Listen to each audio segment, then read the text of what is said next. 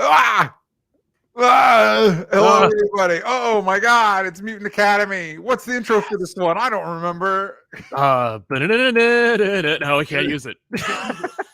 That was different enough. We get away with it. Yeah. This one, since it like goes straight to live, like I don't have like a preamble ready to go. Nothing. It's happening. It's happening, everybody. We're in it. I got to click through this Eric Andre ad. What's he advertising? It doesn't matter. Listen, everybody, this is Mutant Academy. I'm your host, DJ. With me, as always, is Sal. Hi, Sal. Hello, everybody. This is the show where we talk about X-Men. We took a little detour from our main topics last time to talk about Generation X. That was fun. Looking at the response to that, it's like, maybe Sal and I should do more Lost Media. Maybe there's something there. Yeah, I think so. I mean, I am a stickler. I love that kind of stuff. I love finding stuff, especially as a kid. I was like an excavator. I mean, just even finding the Pride of the X-Men was like a big, deal for me as a kid. Yeah. Like, what? This is a relic. Yeah, these artifacts of a different time, and I'm very interested to see what it's going to be like for fans in the future when they look at something like the MCU as a complete project. Yes. And able to just be like, well, okay, so this stuff worked, this stuff didn't work. And I will say this. Right. I, by and large, have been, there's a lot of MCU projects that I really enjoy, but there's criticisms that fair criticisms. It's true. Fair criticisms across the entire brand. There's problems that crop up. I will say, watching today, we're watching 2016's X-Men Apocalypse, and watching a movie like this is like, oh yeah, this helps put in stark contrast all the things the MCU does right. It does really well. You're like, oh, this is why it's so successful. I forget sometimes because it's so ubiquitous and we're not at its peak at the moment. No. These are also great, like, tying it in with the MCU. It's like, this is a great opportunity for Marvel to like pay attention. Like the multiverse angle for Marvel Cinematic Universe right now could be a fantastic little like trip down memory lane / history lesson for them to go like, so we're gearing up for X-Men. It could be why they're taking so effing long. Yeah. But they're like, we need to look at this, like an archaeologist, and just pick through the bones and go, what 100% worked? Where did they go wrong? Yeah. What were their pitfalls, both like producer, from behind the scenes and narratively, and then not do that. And it's funny, and I think we'll pick this apart later, but I do think there's an argument to be had about the fact that the problems, one of the things that the MCU is struggling with is almost the exact opposite of what the X-Men franchise struggled with. And I think that's a very big example.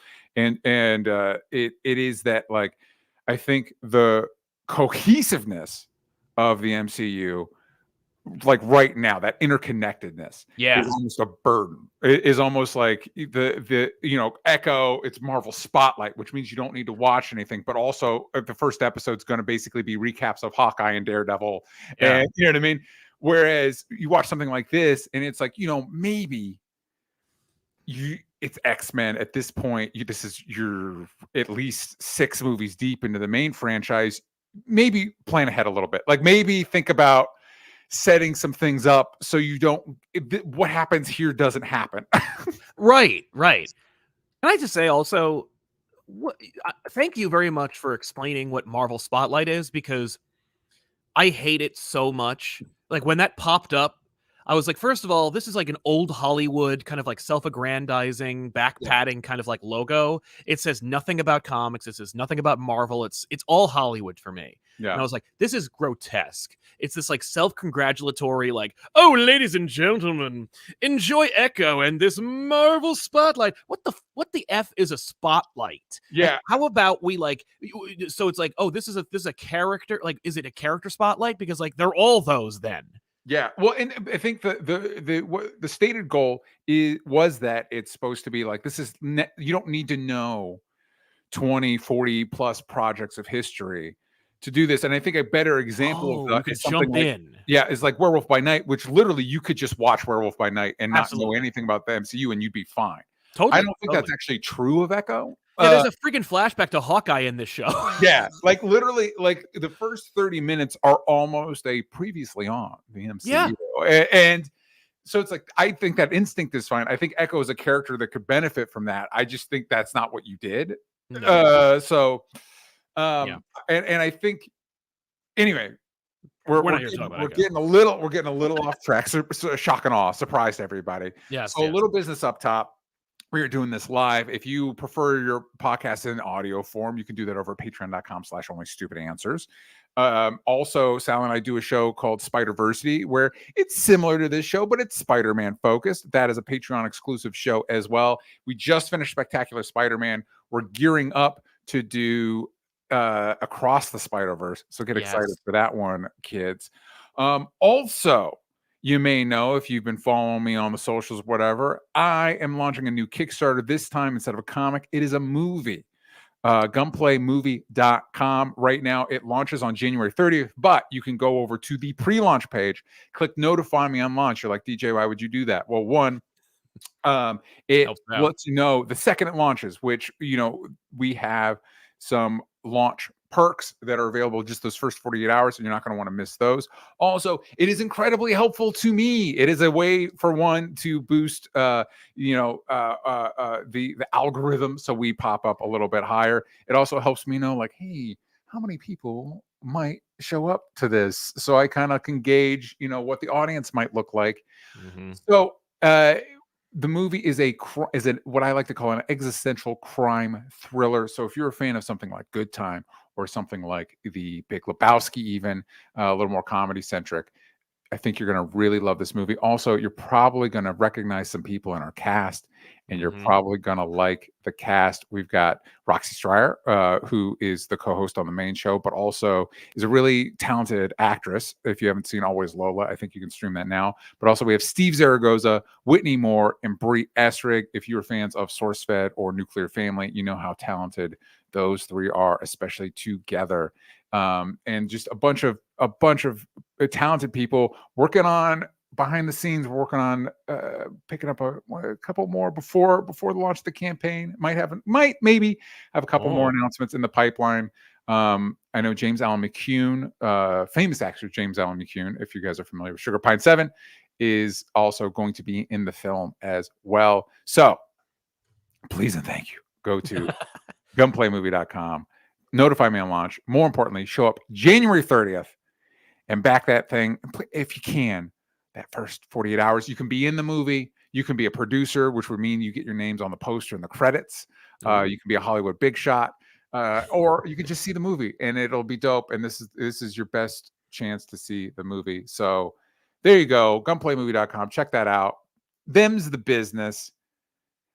Now, and also, if you want to, we're doing this live, so if you want to have your comment show up, what is it called, Sal? Super chat? Super chat. Do that. We appreciate the support.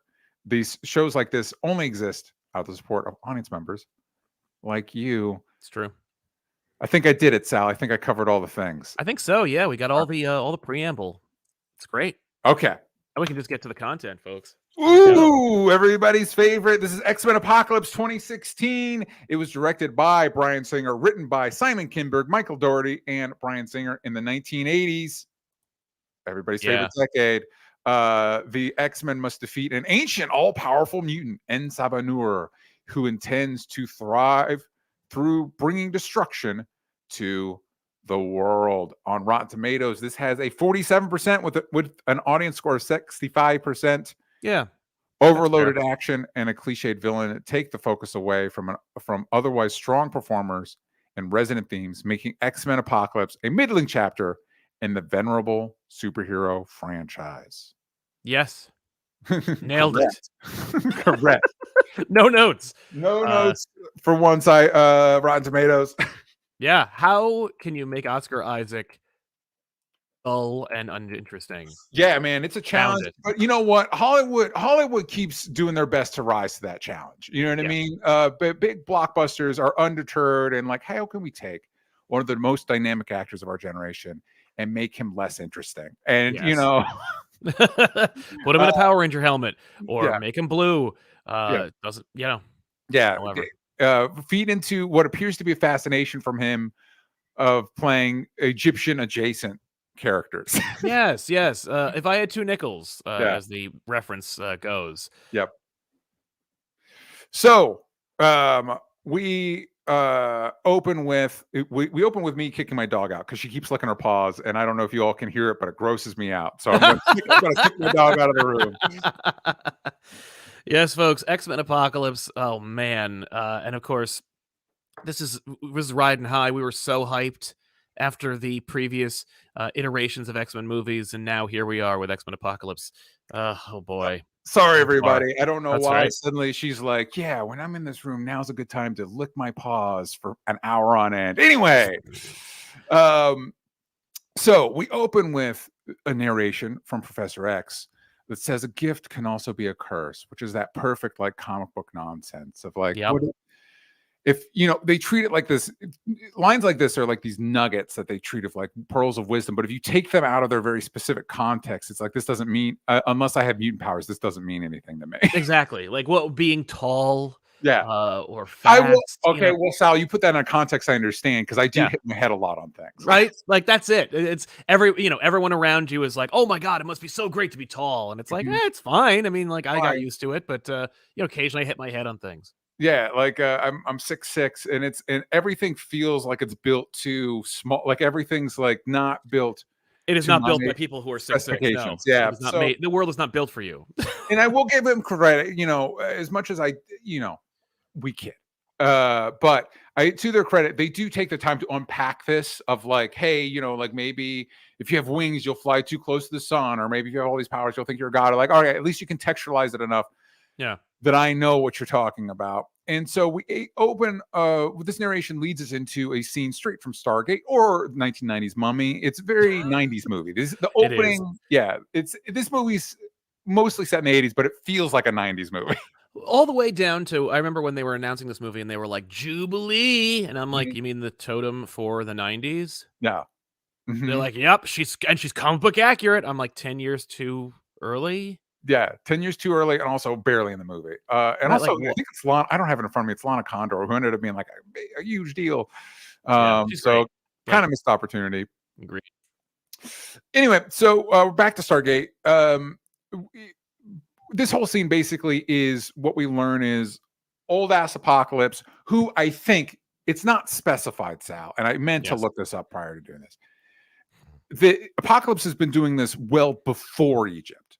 Right. Yeah, that's the implication. Because he says like 10,000 years ago, which I was like, I don't like my history's not a little fuzzy, tight, but I don't think Egypt was 10,000 years ago. No, it's like dawn of humanity. Pre-human. Yeah. Okay. Yeah. I don't. It's just Apocalypse and the genie from Aladdin. That's the only two people around. Can I be honest with you, Sal? Maybe this. Please, I hope you do. I don't know that I like the idea of Apocalypse being the first mutant because I don't understand why the most powerful one was first. Right. Oh, that's interesting. Okay, that's your reason. Because it's like, I don't like the idea of the first mutant being this important. Like I don't like the idea of Wolverine being the first mutant either. Okay. I don't like these characters who are like, I was first. I am the Alpha and Omega. I like the idea that Apocalypse kind of like calls himself the first mutant because he's just like, well, I'm just that important. Yeah, I just don't know why the lull. Why Apocalypse and then thousands of years and then nothing. Like, any others show up? Like, I mean, and you could explain it. If Apocalypse in this movie had any character, he might say something like, I don't want to share my power. I like being special and important. That he got lonely. Maybe he was killing all the other mutants, or something. Like maybe there's a reason. Like he's the reason they didn't show up until modern times. Yeah, you could have a great moment where, like, everybody else keeps calling Apocalypse the first mutant, and he's like, "You're all wrong. I'm the last mutant." Well, I kind of thought, like, especially when you look at something like Ultimate Comics, I don't remember what they did with Apocalypse, but that was an opportunity to say, like, time travel is a big part of the X-Men franchise. Maybe he's coming back from the future That I he's the kind of like. culmination. You know what I mean? It just Yeah. feels weird that like the most powerful mutant ever showed up literally at the dawn of humanity, Mm-hmm. and then nothing since then. It's like, well, that's not how evolution works. That doesn't make any sense. And they could have Prometheused it, where it's like he shows up and then seeded humanity itself, and Yeah. he finds us wanting. I mean, there's any number of hacky Hollywood decisions they could have made to pervert and ruin the Apocalypse character. They went with the least interesting one. Because all these ideas, they're all like pitches. They're all like in the room, like, oh, Apocalypse is the last mutant. No, Apocalypse is the seed of humanity. The Apocalypse, Days of Future Past, they stopped the Sentinels and it gave rise to the Age of Apocalypse. And then he comes back to the past to take over humanity ahead of time. Like, these are all ideas that you could have seen the movie and clapped your hands if the movie had come out in 2005. Yeah. Well, and also, I think that was the Wolverine and the X-Men. They're dealing with the Days of Future Past situation, and the cliffhanger, which unfortunately never got any payoff, was we stopped the Days of Future Past future. Yes. And unfortunately that opened the door to the Age of Apocalypse future. And it's like, that's for you go. The structure of the show. That's a great setup for season 2. And it's a bummer. Yeah. We didn't get it and that's the other tricky thing is I understand going out of Days of Future Past to this. It's like, we shouldn't do we probably shouldn't do another alternate future thing, except what is the one story everybody knows about Apocalypse? The one. Right, that one. The one that the one where he takes over the future. Yeah. I mean, there's that one. There aren't a lot. I remember as a kid watching the X-Men animated series and Apocalypse being formidable and interesting and cool, but I never liked any of his stories. Yeah. And see, for me, it's one of the idea of Apocalypse. He's the top tier. Yeah. But like, if you asked me as a kid, honestly, what are his powers? Oh my God. As an adult, what is Apocalypse powers? Magneto, magnetism. Professor X, telekinesis. Apocalypse. He's the main bad guy. He's the biggest bad guy. I don't know. I honestly don't. He changes his arms into weapons. I don't know. Yeah, he does that too. His powers are numerous and varied. Yes. In the super chat, we have Lenny Laserdiscs. Glad to see a new episode of Mutant Academy. I think the movie uses the song "The Four Horsemen" by Metallica pretty well. I'd say pretty well. I mean, like, it's the first time I've ever heard anything from Kill 'Em All in a movie. Yeah. And I as a Metallica fan in the theater, when I heard it, and it's this I'm like, oh my God. They're playing the Four Horsemen. This is amazing. Until I remembered, like, oh wait, did this album even come out at this point? Like, what time are we at? But who cares? It was cool they used it. But also, as a not Metallica listener, I don't even know what scene. I'm going to assume based on the information you just gave me, it's the cage fight scene. It's the cage fight scene. It's Angel. Yeah, it's the Angel reveal. Dude, Angel. I have notes on Angel. Sorry, everybody.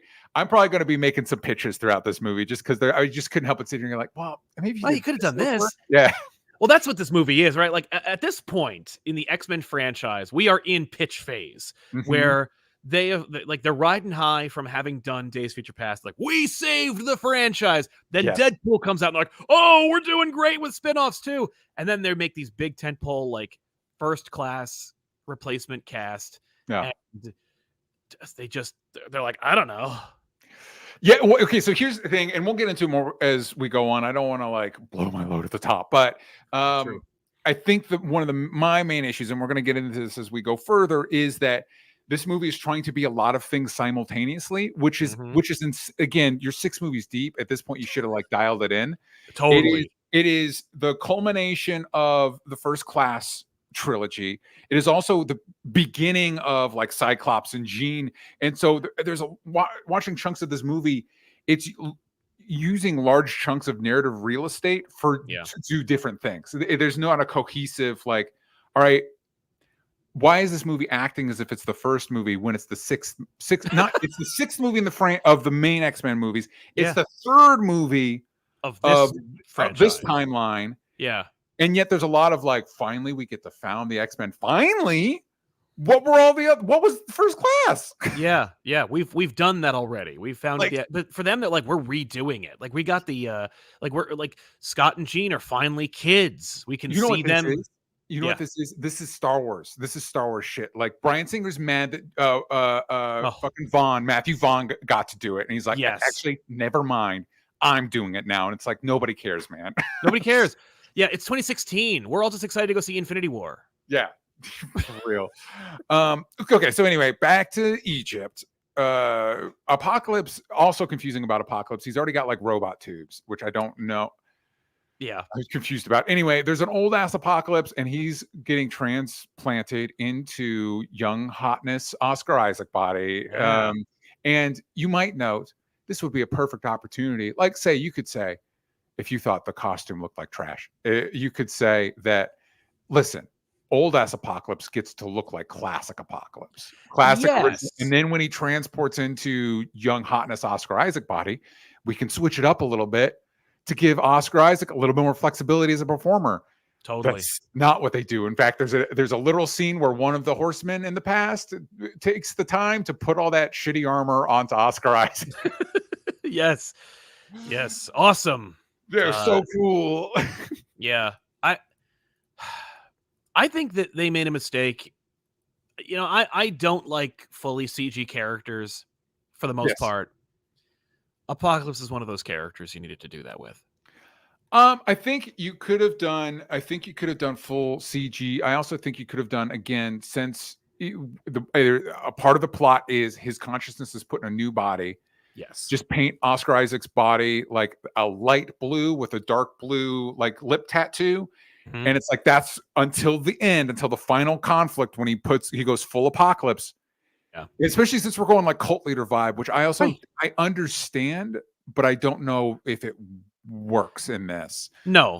If that, because it makes me think about Oscar Isaac and Ex Machina. It's like, yeah, get rid of the armor and the face makeup for like the middle chunk of the movie. Yes. Have old Apocalypse look like Apocalypse, have final act Apocalypse look like Apocalypse. Yeah. And then have Oscar Isaac do some makeup. Uh-huh. But not the full regalia Apocalypse yet. Right. Well, I mean, that is very much like a classic, new age superhero movie trope you would do, right? Where it's like, oh, only when he is in his final form in the third act do we see him as it truly is. It's like that's an old school way to do it. And I'm shocked they didn't do it, given that everyone in this movie is thinking about trying to play the hits. Mm-hmm. And it's also and there's a lot of criticisms to be had. We've talked about in previous episodes of Bryan Singer as a person. We're talking about these as movies. We're not going to litigate Bryan Singer of it all. Although it sounds like he's not. He's a very bad dude that I don't support. It is wild that he seems to have forgotten everything he brought to in the first two X-Men movies and Days of Future Past. Like every trick he knew to make this stuff work, it just got dumped out the back of his head. It doesn't even feel, like again, with an asterisk involved, like it doesn't feel like a Bryan Singer movie. Yeah. At all. Like I always forget that he made this. Yeah. Because I mean, even if you don't compare it to The Usual Suspects or Apt Pupil or something, compare it to just his previous forays into X-Men. This is not like that. Yeah. This is more schlocky than it needs to be, or it's one of those things where it's like, no, Bryan Singer was the perfect director for the time. Mm-hmm. Like he could make a schlocky X-Men movie feel modern because it was the year 2000. This movie very much has the stink of an early aughts movie. Like if you told me a producer saw The Mummy and then immediately greenlit this movie, I'd be like, yeah, I mean, that's right. Yeah, who wouldn't? Yeah. So Apocalypse is he has this 4 horsemen that appear to also be mutants in this past scenario, but like the normal human guards are not having Apocalypse's thing, and so they destroy the entrance to this temple and seal Apocalypse away until 1980s. Oh no. And one of them gets, I have in my notes, one of them gets pretzeled by one of the mutants, which was, this movie's shockingly violent. it's which is like, I think it's an overcompensation. Like I think it is an attempt, to rail against whatever restrictions Singer thinks he's under. I mean, obviously, like that Kinberg is like breathing down their neck. There's somebody at the helm at all these movies for there's a boogeyman at every studio. Sony has Avi Arad / Amy Pascal. Fox has Simon Kinberg and Tom Rothman. Back then, Yeah. And I don't know what Marvel's was, but maybe it's just Kevin Feige's very busy schedule. Yeah. And back in the day, it was like Perlmutter. Perlmutter, yes, that's yeah. it. He was the And then boogeyman. who was the guy? I forget who's the guy in between Iger Reigns that Oh yeah. we now feel comfortable throwing under the bus. The way the story goes is basically he's like, I want all the shows, and maybe that stretched everybody a little too thin. Although I think all these guys, all these rich asshole guys, show Iger included, show their ass at some point. Like Iger was the genius, and then he came back, and it's like nothing but like rake stepping on the rake in your face. Like anyway, Chapek, I think his name was Chapek. Chapek. Chapek, Bob Chapek. Chapek. Anyway, and it's like when Bob Iger, dude, with the Marvels. Like I think the problem with the Marvels, which by the way is a movie I thought was fun. I agree. Like, I agree. The problem with Marvels is there weren't enough studio heads in the room, and it's like, buddy, I can tell you that's never the problem. Especially never the Marvel. problem. Yeah, the problem was there weren't enough uncreative millionaires in the room. Are you kidding me? No. Out of your goddamn mind. Anyway, unless you want to hire me to write one of these movies, Bob. Which case, you are a genius, sir. Yeah, call me over. Anyway. So now we get our, and again, man, I can't stress it enough. The like late 90s, early 2000s of it all, we get this like CGI tour through history. Yep. In case you wondered what happened between the time of Egypt and the time of this movie. Which we don't. Like, we at the very least, even the least informed human being is aware that that Egypt fell and that the pyramids are all that's left. Like, come on. Yeah. Unless you were going to do a Watchmen thing, which here's how history's different, but they don't. It's just, hey, here's history. Yeah. And we get to a classroom where we get in 1983, where we get a teacher recapping the events of Days of Future Past. The end of that movie for a classroom. In this class is none other than Mr. Scott Summers, who's doing one of these numbers. He's got pink eye. Yeah, what? He's got the because his eyes are different. Okay. They're not glowing or anything yet, and the teacher's actually kind of a bitch. She's like, "Oh, excuse me, Scott. What are you doing over there? You look like you're sick. How about you?" He's like, "Can I go to the bathroom?" I'm like, "Yeah," or the principal's office, and like, "Oh my god, just get out." Right. And as he leaves, she points out, like, so the events of the last movie, these characters were probably 7 when that happened. And it's one of those, like, don't point that out, because I'm about ready to meet Havoc, who is Scott's brother in this movie. And it's not that the age gap couldn't happen, but it is wild. It is wild. No, it's baffling.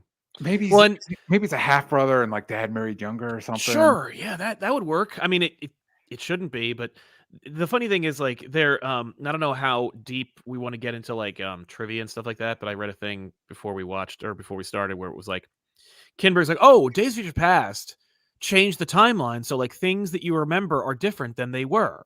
Like, we've met Warren Worthington III in Last Stand, but we're gonna meet him again, and he was born in a different decade. So here you go. And it's like, that's not what. Yeah, like Days of Future Past, because they changed history, it changed everyone's history. So, like, yes, there's a young Scott Summers who's liberated by Wolverine in Wolverine Origins, but instead now he's not. That I'm fine with, because Origins. But like the idea that somebody's born in a different decade now, it's like, it is a comic book movie, but that's a stretch. I mean, it beats them going, "What do you mean?" Like, they just don't, like George Lucas is just like, "I don't know how old Anakin Skywalker was supposed to be. I just forgot." Who's to say? Who's to say how old he's supposed to be? I don't like how they do Angel in this movie. Anyway, so Scott goes to a bathroom, and a bully follows him, and he I-beams the shit out of the bully. Yep. We'll get into this in a minute. Anyway, we're right here. Here we go. And we're at a fight club where Mystique finds Angel, who takes out Blob. God, these movies love trotting out Blob. Oh, yeah. They love hitting on doing Blob. He's in the comic accurate costume. Finally. Yeah. One of these days, maybe we'll make Blob like a character. Like, really, not just like... I doubt it. Yeah. Anyway. So, Sal, okay, here's what I like about this. And I feel like it was a missed opportunity with, if you could have gone back to like X3, kept Nightcrawler in there, have Nightcrawler interact with Angel. There's like legit visual, just the most basic bitch visual symbolism between these angel demon. One's a rich asshole. One's like the nicest guy on the planet. You know what I mean? That's absolutely. I love it. And I don't think we exploit it a lot in the comics, weirdly. Like, I can't think of a lot of Nightcrawler angel stories, which is like, that's a mistake. Why not? And in the 90s, you could have, because like Nightcrawler was really popular and Angel was blue. Like, yeah, you could have Angel two blue, opposing forces of angelic or demonic origins. That would be really cool. Yeah. You could have a whole like them teaming up thing. Another pairing that I am baffled we haven't done more with, Nightcrawler and Daredevil. Yes. They're both Catholic. That's true. Like it's a huge part of both of their personalities. Yeah, they're both swashbucklers, really. They're both devil themed. How is one of them not? How is Nightcrawler not showing up in a Daredevil arc? I know. In fact, it's funny. They just had this amazing series from Cy Spurrier called Uncanny Spider-Man, which Nightcrawler is Spider-Man. Yeah, it's great. And I love that costume. Give me that Marvel Legends. Give me that action figure. Oh yeah, that needs to be here. But why wouldn't he be Daredevil? Why would, other than the fact that Spider-Man sells more comics? Oh, that's exactly what it is. And we can put the costume in one of these games, maybe eventually. Yeah. Why wouldn't he be Daredevil? Right. Anyway, whatever. I like Nightcrawler as a character. I think we should utilize him more. So I get it. Angel and Nightcrawler. Why is Angel in a fight club in Germany in the 80s? Yeah, that is just like, I don't know. There's a weird, like, this is the beginning / the inheritor of the new trend of like, if this movie were made in 1999, obviously the big fight would take place in New York City or Los Angeles or, wherever the big fights have taken place in X-Men franchises up until this point. But now we're a global franchise. Yeah. It would be nice if it took place in a interesting city that most viewers and fans of these franchises have never seen. And so let's go to Germany. And it's just Nightcrawler's German. The German part I get is, but like, why is Angel there? And for like people that maybe are not as comic familiar, Angel Warren Worthington is like super rich, kind of like preppy. Like if you were in doing the Breakfast Club, he'd be the preppy kid. 100%. No, he's like, why is he a grungy punk in a German fight club? I mean, maybe there's a deleted scene. He ran away from his Connecticut home or something like that, and backpacked through Europe, and fell in with the wrong. Maybe he's reacting to his like. Doesn't matter. They also give him like a claw on his wings to make him like lethal prior to being Archangel, which defeats the That's what makes him becoming Archangel interesting. And they also miss an opportunity here. Again, sorry everybody. I don't mean to rewrite this movie, but I can't help it. No. They miss an opportunity to have him be. You could have had one of the core X-Men join Apocalypse. What if he was already at the school? We meet him. Okay. Cut all the stuff of like Scott in the high school. He's already at the X Mansion. He's already there. We establish we can't do Iceman because I know you just said, I guess people are allowed to be born in different decades, but that's a stretch. All right. So, it would be. So, but we've got Angel, Jean Grey, and Cyclops, and then Apocalypse recruits Angel. Yeah, that's compelling. I agree. I have to fight one of their own classmates. Yes, and we have to worry, like, will he fall? Will he redeem himself? Will they kill him? There's We're gonna get it at the end of the movie. I feel like a few characters get redemption joining Apocalypse, and considering the scale of what they do, I feel like that should be a no-go. I feel like sorry, you don't get to come back from this one. I don't think. No. Anyway. I don't even think he gets like. I think he gets like one line in the entire movie. Angel. I don't even remember what it is. He's the one horseman everybody knows about. Yep. Is Archangel. Yeah, that's right. No, he's. And they don't even make him look like Archangel. I don't like it, Sal. I agree. I don't like it at all. I mean, was it cool when his wings change? Yes. That's it. The end. And I think that's all they were thinking about. Like, honestly, like, I don't think there was like. I think if Bryan Singer had his druthers, it wouldn't have happened because he's like, no, that's not what interests me. And it's like, some of these things are about what interests. Like, some of these things are like the director / writer's artistic vision. And some elements of it are just do a little bit of fan service. Yeah. And if you're going to put Apocalypse in this movie, you have to make one of them Archangel. Yeah. And you're just going to have to figure it out. Yeah. But like, I can imagine it just being baffling and confusing, and for them to make this movie and just go, I don't know how to make Archangel work in the context of this, because I'm also I have to establish them. Yeah. All but one of his horsemen. Yeah, we have to establish, and again, that's the issue, is like 3 movies in, this type of movie, all you should really have to do is establish your antagonist. 100%. But we've decided that I guess this is also a backdoor pilot for the next trilogy, hypothetically, in their brains. Yeah. And so now we have to establish, I'm so sorry, we don't have to establish, we have to reestablish. We feel the need to, like, hey, here's who Cyclops is. It's like, well, we have 3 movies of them, so maybe and because of the format you chose for this part of the trilogy, a decade has passed. He could just be at the school, man. Yeah, we could, and we know what the school is. Yeah. Like, we're aware of the players, we're aware of the premise. Yeah. It's been 16 years since we've started watching these movies. And it's only been 1 movie difference. Your 3 movies. The first movie established the school.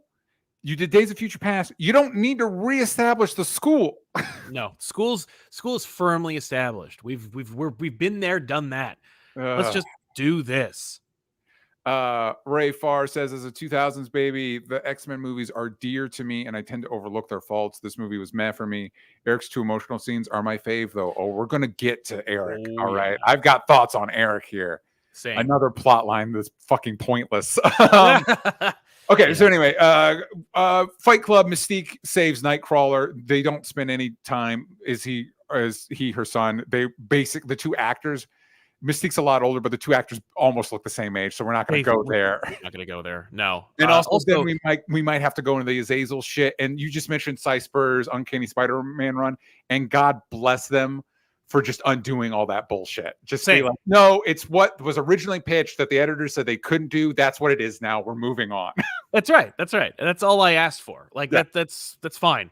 The only thing that I'm curious about at this point is, like, what was really weird in X2, X-Men United, and I love that movie, is the, like, I carved intricate patterns into my flesh for all the sins I committed. I'm like, that's a lot of sins. Yeah. What does that mean? What are you up to, Nightcrawler? I know it's there because he needs texture, because light catches these costumes in a particular way. It's why, like, Superman's costume is little S's. It's why Spider-Man's costume have all these, like, little things. It's just for light to catch them. And it's funny because I know our younger viewers here are like, Spider-Man's costume? What do you mean? He's never been a live action character. He's only been CG. Yeah, the costume's only ever been CG. What are you talking about? Yeah, and it's like, well, yeah. And it's because like, people talk about, like, how cosplay is, like, better than movies, and it's like, yeah, when you're physically there. Yeah. But if you are capturing it on film or you're shooting it with lights, it looks silly. It looks too flat. And I understand that, like, Nightcrawler needs to have some kind of, like, depth and contouring, but, like, you could just, like, make him blue. You could just make him blue. The other thing is they also comment, like, I think Wolverine calls him Furball. Yeah, what? Make him a little fuzzy. You can make him a little fuzzy. But they're like, but we already have a blue guy who's furry. Yeah, and that's a problem. I get you. There's a lot of blue people running around the X-Men universe. I understand. Right? But yeah, the same deal with Guardians of the Galaxy. They were like, how many green people do we have? Ah, crap. Yeah. And I get it, but also, and they don't need to be connected, by the way. They could just be blue. It could just be blue, and it doesn't matter. You could have Wolverine go, like, a lot of blue people in this place. Something in the water? Done. Joke. Done. Yeah, done. And it's called lampshading people. We could do it. It's easy. Panda Go Crazy says, can I say comic pop woo here? Yeah, you can. Why do you guys think the big 2 companies refuse to push their comics along with the popularity of their movies? I don't know that they refuse to more than they just forget to. Well, the movies have no vested interest in doing it, and the comic book people are just desperately trying to catch the crumbs from the top of the table. I want to say they did a good job with the Batman. Batman did a good job of, like, hey, by the way, here's the stories that inspired it. When I went to see the Batman, they were like, here's your comic book, and I was like, good for you. Yeah, good job. Thank you. Well done. Well done. So anyway, Mystique saves Nightcrawler from this Fight Club situation. Nightcrawler accidentally fries Angel's wings, which is the one little character beat Angel's gonna get. We cut to Magneto, who's working in a factory. I believe, no, it's Poland. It's Polish. Yes, They Poland. say it's Poland. Because I'm not good with my Eastern European accent. Sorry, everybody. And I have in my daughter that he's with a woman and her daughter. Yes. And it's like, no, that's their daughter. I assumed like he grafted himself into this pre-made family. It's like, no, he made this family. Yeah. Why? Because I guess he needed more of a tragic backstory. Yes. Holocaust wasn't enough. Literally, that's your like get out of jail free card. Like the Holocaust is your like trump card. It's the only thing you need to play, and they're like, no. And I will tell you this: it's like everyone at Fox has a hard on for Magneto, and they're just like, can we make this about Magneto though? And I'm like, look, I'm there for you. I read the Magneto script. It is just First Class with more Magneto, which if I had any notes for First Class, it's more Magneto. I get it. I do. We're going to get into this more. I do miss the days of the previous trilogy where they understood, like, no, Magneto's a bad guy. If you keep giving your friend second chances and he keeps fucking you over, that guy's not your friend. Not your friend. That's right. He takes. How many movies are there now where Magneto like is like, I'm on board, and then secretly is like, until it's my time. Until it's and you can't end every one of those movies. That what this leg of the franchise, and I get it. Michael Fassbender's really talented and very dreamy. But you can't. It doesn't make any sense to be like, hey, you want to stick around? No. I'm sorry. We've given Magneto too many passes. And I gotta say, listen. I don't want to sound glib talking about the Holocaust. a huge tragedy in the real world and in this fictional world. Agreed. But a lot of people didn't come out of that murderous assholes. And so, I'm political. You're suggesting it might be a little problematic. Yeah, but maybe we should stop giving Magneto If I were a student at Xavier's, I'd be bummed that my tuition kept going to help support Magneto. Is I think what I'm trying to get at here. Right. Is like, okay, again, I'm late for physics for the umpteenth time. I have a rash from my leather jumpsuit I have to wear. Yes. I fought Magneto probably six or seven times at this point. And at the end of every battle, there's a moment where the two of you, and I'm talking to you, Professor, and I know you know what I'm going to say because you're psychic. Is that you go, old friend, please come with me, and I'm like, I don't know if I'd be able to learn math from him after he threw a stop sign at my face. Yeah, you're allowed to get an arc, you're allowed to get an opportunity, but if you keep bungling that opportunity. But it is so American to be like, hey, man, who of us here hasn't done a genocide? And it's like, I don't know that that's an excuse, man. I don't think the bad shit we did allows other people to do other bad. Maybe we should just stop doing the bad shit is what I'm trying to get it's at. Like, well, that doesn't exemplify. But right now I'm trying to do the right thing. Yeah. Oh my God. Anyway, Magneto.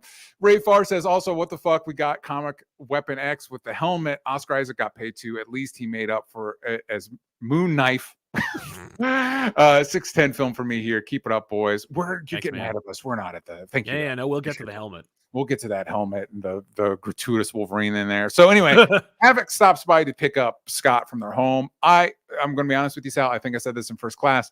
I thought because of timelines, Havoc we're just going to retool it. Havoc's Scott's dad now. Right. Because earlier, we're not going to do Corsair, like especially back when First Class came out. I was like, they're never going to do Star. They're never going to space. We're not going to space. Yep. And it's wild to me. They're like, no, he's just his older brother. And it's like, okay, what, 16, at least 16-year age gap. Yeah. Well, because it's 1983. Yeah, and, if you're generous and you say Havoc was a teen in First Class. 19 in First Class. That was 1960. What? Let's say 3. Let's give ourselves do ourselves a favor and like make 20 years. So he's 30. Like, yeah, and Scott's 16 maybe. Yeah, 17 because they said you were 7. This was 10 years ago. You said let's say they're 17. Okay, 17. Yeah. Yeah, that's a big age gap. It's not impossible, but no, days have passed. Yeah, sure, man. Sure. New timeline. Yeah, sure. So Havoc takes him to the X Mansion. He bumps into Jean. He's like mean to her at first. Oh my God. Hank is still walking around as Nicholas Holt. Fucking why? I get because we paid for Nicholas Holt. we want that. Poor fucking Nicholas Holt, man. Yeah. He's been in some good stuff. And I'm excited for him as Lex Luthor. Yeah, Lex Luthor himself. Can't wait. Anyway, and we see James McAvoy, and I guess because like all the media around him for this is him bald. The second I saw him with hair, I'm like, oh fuck, he has hair in this movie. And then for a second I was like, wait, is that a wig? No, right? I think that's his hair. I think that's his hair. I think you're right. I think it's both. I think I'm sure for pickups he had to wear a wig, but he has gorgeous hair in this movie. Mm-hmm. Mm-hmm. Yeah. Mora is investigating Egypt stuff that just so happens to coincide with these guys. And by the way, it looks super easy to wake up Apocalypse. Surprised we didn't do it thousands of years earlier. I know, right? Like just people jackhammering in Egypt. I'm sure they would have. Like, yeah, and then like I guess sun hits his whatever. It doesn't matter. So when he wakes up, he sets off. I have in my notes global ? Earthquake. Yep. Yeah. No, it's global. It has to be. Cool. Jean, I know, right? Like the whole world would shatter, but all right, fine. Yeah, Jean melts her room with bad dreams. And her dreams are very much like Terminator 2 Judgment Day dreams. That's what we're doing. Yes. And I'm like, I remember seeing it in the theater and being like, oh my God.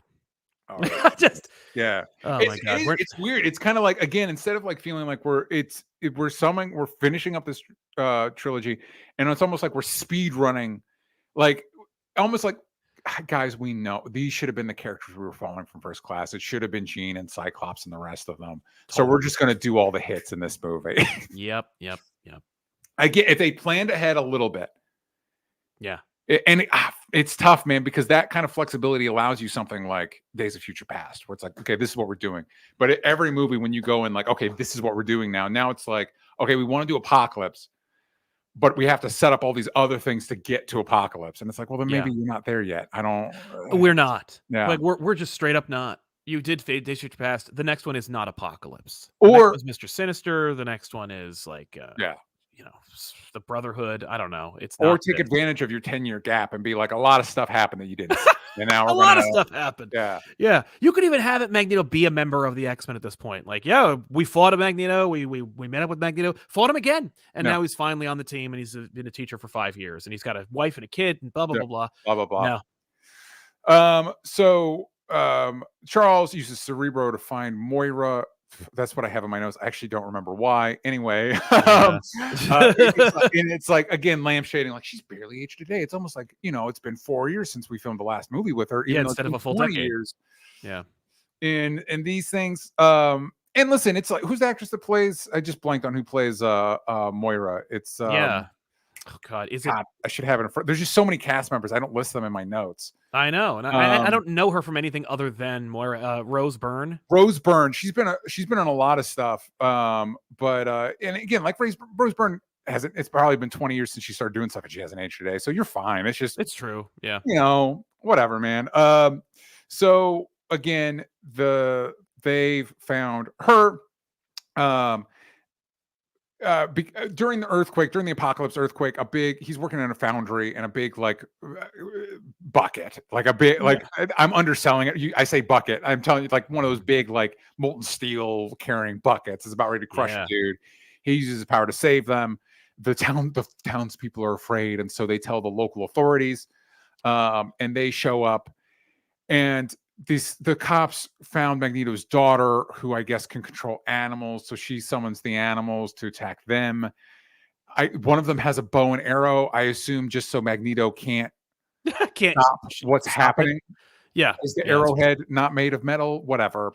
Stone? And when they're being attacked by animals, the guy loses control of the arrow. It punctures both the daughter and the wife. And at this point, like, what did I have in my? And he kills all the dudes. Yeah. And it's like, of course he does. We ended the last movie with Magneto on the bad guy side. Why is this here? This is a waste of. We don't need.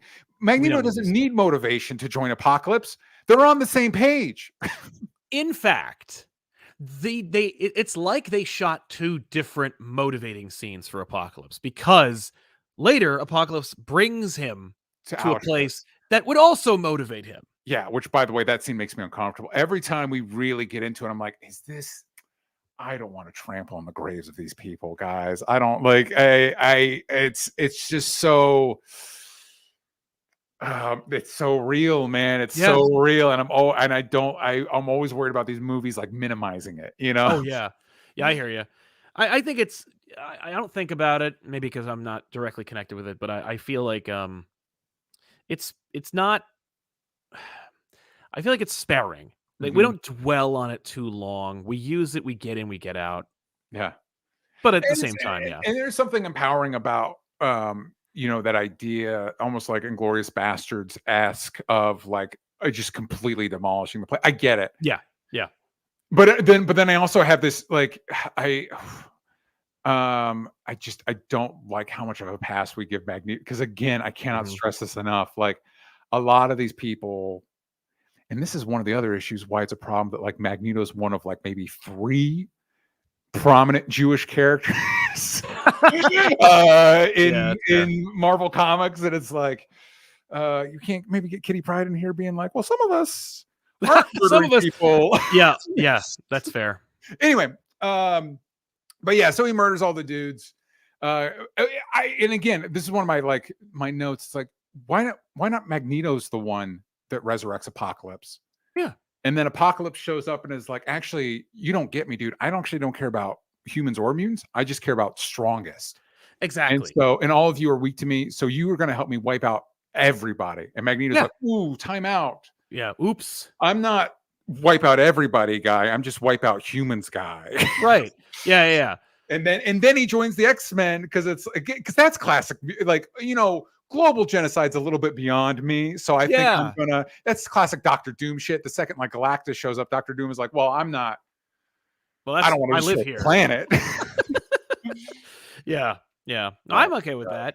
That's better. But in the moment, I will say it's powerful stuff. Like it's all the Magneto stuff is all really like good cinema. Like I'm watching it, I'm feeling things. I'm with him. Like I get it. And it's tragic, and it's manipulative, it's deliberate, it's in its emotional blackmail. But but I'm there. I'm like, all right, I'm here to feel like that. It's effective, and Michael Fassbender is great at this, and that's one of my notes in this movie is that like most of this cast, specifically Michael Fassbender, James McAvoy, and Jennifer Lawrence, all of them are too good for this fucking material. They're just too good for it. Why are you here? Like, you don't deserve this. You're too good for it. But then you see Michael Fassbender in movies like Assassin's Creed, and you're like, I mean, it could be worse. Yeah, it's true. That's a good point. That's a good point. Like, are you too good for this? Yeah, it's just they're just doing a lot of like laundering the bad in this movie, like papering over all the flaws in this movie because of how good they are with great actors. Yeah. So even Oscar Isaac, even though he's wasted here. Anyway, so Apocalypse conveniently runs into the storm in the streets of I didn't see where they said this was. I'm going to assume it's Cairo because of it's. I think so too. I got the Cairo impression. Yeah, I think it's an American movie set in Egypt. It's probably we don't know any other cities in Egypt. It's probably Cairo. Yeah, sorry. I think, dude, I was going to say, I think Storm's done dirty in this movie too. I think most of the characters are done dirty in this movie. Anyone introduced in this movie is done horribly. Yeah, because I just don't, again, like, I think Kimberg, I have a note from him. He's like, yeah, Storm's starting out with a dark past. Like, yeah, again, did you guys not watch the end of your movie? And there's a shot of just New York at the end of your movie. Yeah. And here, characters were supposed to be like, they're good guys now, are responsible for that. And it's like, that's a tough leap. That willing suspension of disbelief is hard to do for me. Yeah, I mean they do. They're very quick to be like, it's Apocalypse. It's he does control them in a way. Does he? I get the impression that like they are. Motivation is the fact that he can't control people, and he would like to be able to do that. That's true, but he convinces that everybody like Psylocke, Storm, they walk around in trances. Like they're, Psylocke doesn't even say anything in this movie. Like I get the impression that throughout, like they were, but then when he says like I need to control them, I'm like, what? Yeah. Mm-hmm. You're already doing that. Like when he imbues them with their power, I assume he's like putting a little piece of himself into them. You think. But that's not the impression I get from the movie, which makes stuff challenge. And Storm's like, is never like, I'm free from his control now. No, She's like, oops. Well, let me get the hell out of here. Yeah. So Charles and Havoc show up to Moira so she can give them an exposition about who Apocalypse is. Back in Cairo, Apocalypse sucks language out of TV. Classic. He learns all languages by watching TV. And then he gives Storm an upgrade. And by upgrade, I mean he gives her white hair. Yeah. Classic. I don't hate Mohawk, that we got Mohawk Storm in a movie. Don't hate it. So Mystique takes Nightcrawler to an underground railroad so we can meet Caliban, who, if you're at the comics, is connected to Apocalypse, and we can meet Psylocke, who, if you watch this movie, is connected to Apocalypse. That's pretty much why this scene exists. And that's where she also learns that, like, people know where Eric is. And I guess even though he's tried to do at least 2 genocides at this point, we're gonna still try and save his dumb. I would be like, yeah, let's find Eric to help him. No, to kill him before he could get or just keep tabs on him. Yeah. Like, maybe that would be the reason. Like, Eric, do you want to stick around the school? No, Charles. Eric, I think you misunderstood. I phrased that as a question. You're sticking around, man. You're under arrest on you. I'm keeping you here. Yeah, exactly. So Hank makes Scott. I just like this line. It's just set up for the stupid goggles, but I love Hank's line. Like, yeah, I made these glasses for you out of ruby quartz I just had lying around. I'm like, all right. Shit. I mean, and that feels like a lampshade moment where they're just like, yeah, he just had to lie. Like, where do you get ruby quartz just lying around? Yeah. Yes. That's going in the script. Mm-hmm. This is where Scott sees. What is the first thing Scott sees after he gets his powers? Jean, of course. Jean. And he goes over, and she's like, and students walk by and are like, "Oh, freak!" And he's like, "Sorry about that." And she's like, "It's not about you. It's about me. You're not the only freak at the school." Which, given the context, it's like, aren't you all? Yeah. What? I guess that's very teenagery. Like, well, at least I have control over my stupid powers. Yeah, there's a hierarchy here. Are you kidding me? I feel like the blue guy probably has a slight lead in that category as opposed to the beautiful redhead, but whatever. This is, dude, X-Men, all of these franchises are just an excuse of, like, what if the most beautiful white people on the planet were the marginalized ones? Imagine that. There's that, what was it, like Carnival Row or something? It was an Amazon show where it's like, fairies are the underclass. So I think it's Cara Delevingne. Just the outsider here. I'm like, all right. Hardly. I don't think so. Sure, that supermodel. Oh no, she has wings. Oh my god. Yeah, that doesn't scratch an itch. No, that makes things worse for some reason. Whatever. Yeah. So Apocalypse arrives at Caliban's looking for mutants and decides to recruit Psylocke. I gotta say, in the big fan 90s, 90s kid, big fan of Psylocke from the comics. Yeah, I also, in general, don't dislike Olivia Munn. Miscast here. I remember when they released an image of her in the costume, and everyone's like, "Fuck yes!" Yeah. And I was like, "Yeah, that's what she is in this movie. She is Olivia Munn in a Psylocke costume."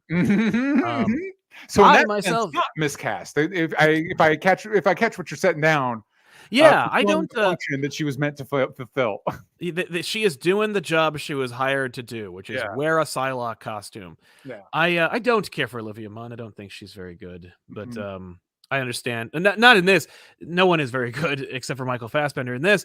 No. But she's at a disadvantage because there's nothing for her to say or do. Yeah.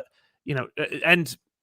Again, another weird opportunity where they were like, "Oh man, beloved '90s characters, Jubilee and Psylocke. Let's put them in our 1983 movie." Yep, and also give them little to nothing. They're there, and they exist, and that'll be enough for those effing fans to clap their hands and hoot and holler in the theater. And you're not entirely wrong. Yeah. So Psylocke takes him to Angel, I guess, because Angel was so good at the Fight Club or whatever, and he makes an Archangel. This should be cooler than it is. Magneto goes to the factory to kill all the men there because they told the police, but then Apocalypse. I do like this scene. Yes.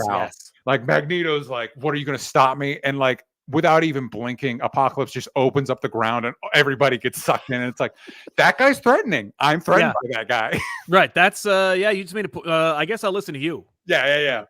Because Magneto, like they want you to think like Magneto's the most powerful mutant ever. Like he's so powerful, and it's just so frustrating about these movies and about people who like don't care about story and character in comic books is like everybody is always obsessed with power. Yeah. I almost like wish we'd have a moratorium on the word. I'm so sick of hearing it in these movies because like of course we're gonna talk. I think later Gene, release your power. Like I'm just like enough with the power. Like enough with like whose overpower card has more stats than the other person. Yeah.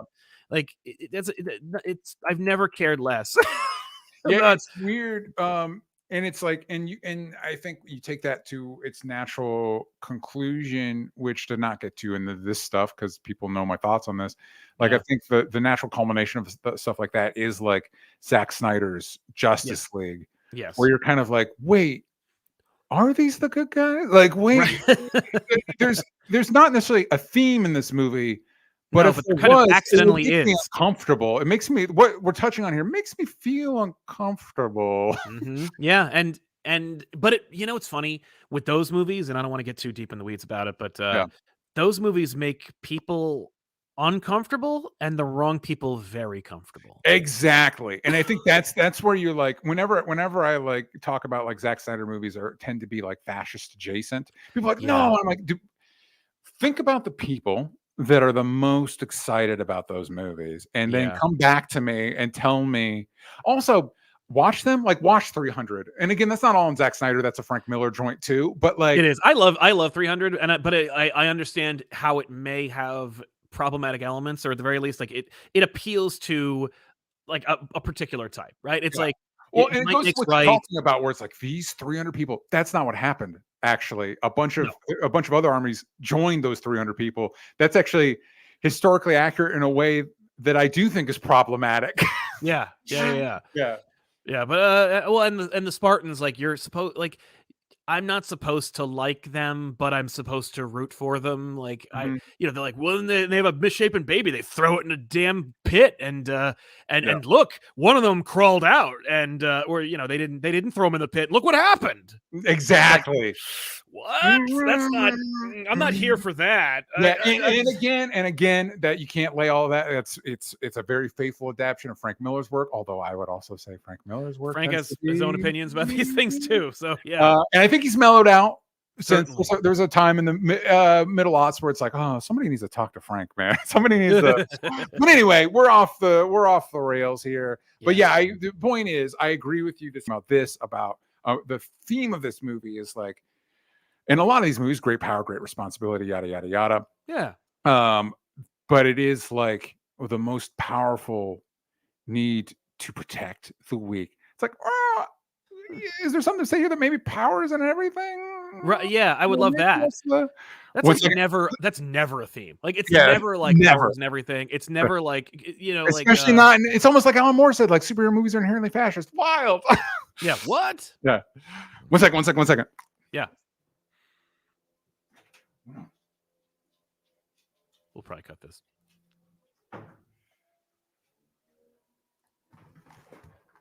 Sorry, now the lawn people are here, and I don't want my dog to bark. I'm including you guys all in my dog saga. Winnow, come up here. Let the kids watch. Come up here. Winnow, let everybody see you. Let everybody see you. Okay, now get down. Okay, get out of here, you bother. Now get out of here, you mangy mutt. Okay. So, but yeah, and you think you could, there's something to be there with like a specific, like that's kind of the point of Spider-Man. He's a little guy, his totem animal is a spider, which are tiny, right. But they never quite take it there. I don't think Hollywood's capable of doing it. I don't think they like, I don't think they understand the message. Yeah, and I think it's, and again, maybe this is colored from the last few Superman movies we've gotten. But I even think, it used to be the criticism was Superman's too powerful. And now I think like, no, his power is what makes him cool. And I've always thought like, what you should do is like, on Earth, Superman's the most powerful being on Earth. Right. Once you leave Earth, there's a bunch of things that like, that are Superman scale. He's special in that he's last Kryptonium. His power set's actually not that in the galaxy, not that special.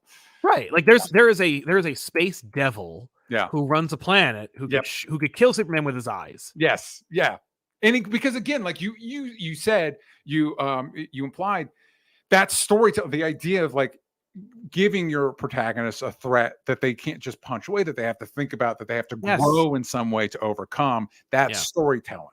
Right. Storytelling is growth. Storytelling is change. And if it's just like, well, we just need to get our guy in the room with him because he's powerful enough to punch him away. It's like, that's not a story. No, that's Black Adam.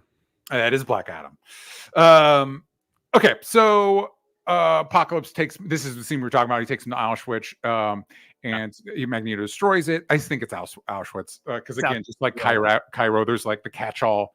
Yeah, Auschwitz it's the one you know. Yeah. Yeah. Anyway, Apocalypse basically gives what I call a Ra's al Ghul pitch. Like, I just wanna. It's almost literally what Liam Neeson says in Batman Begins. Like, you have to burn there's overgrowth in the forest, you have to burn it down or whatever. Yeah. Sure. It's boring.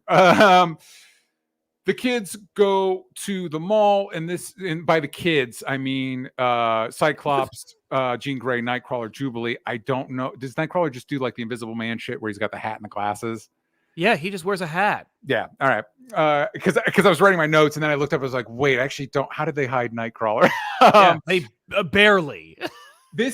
I feel like this only matters because of this one line I'm about ready to tell you, Sal. And I feel like we could write an entire thesis on this because its inclusion baffles me.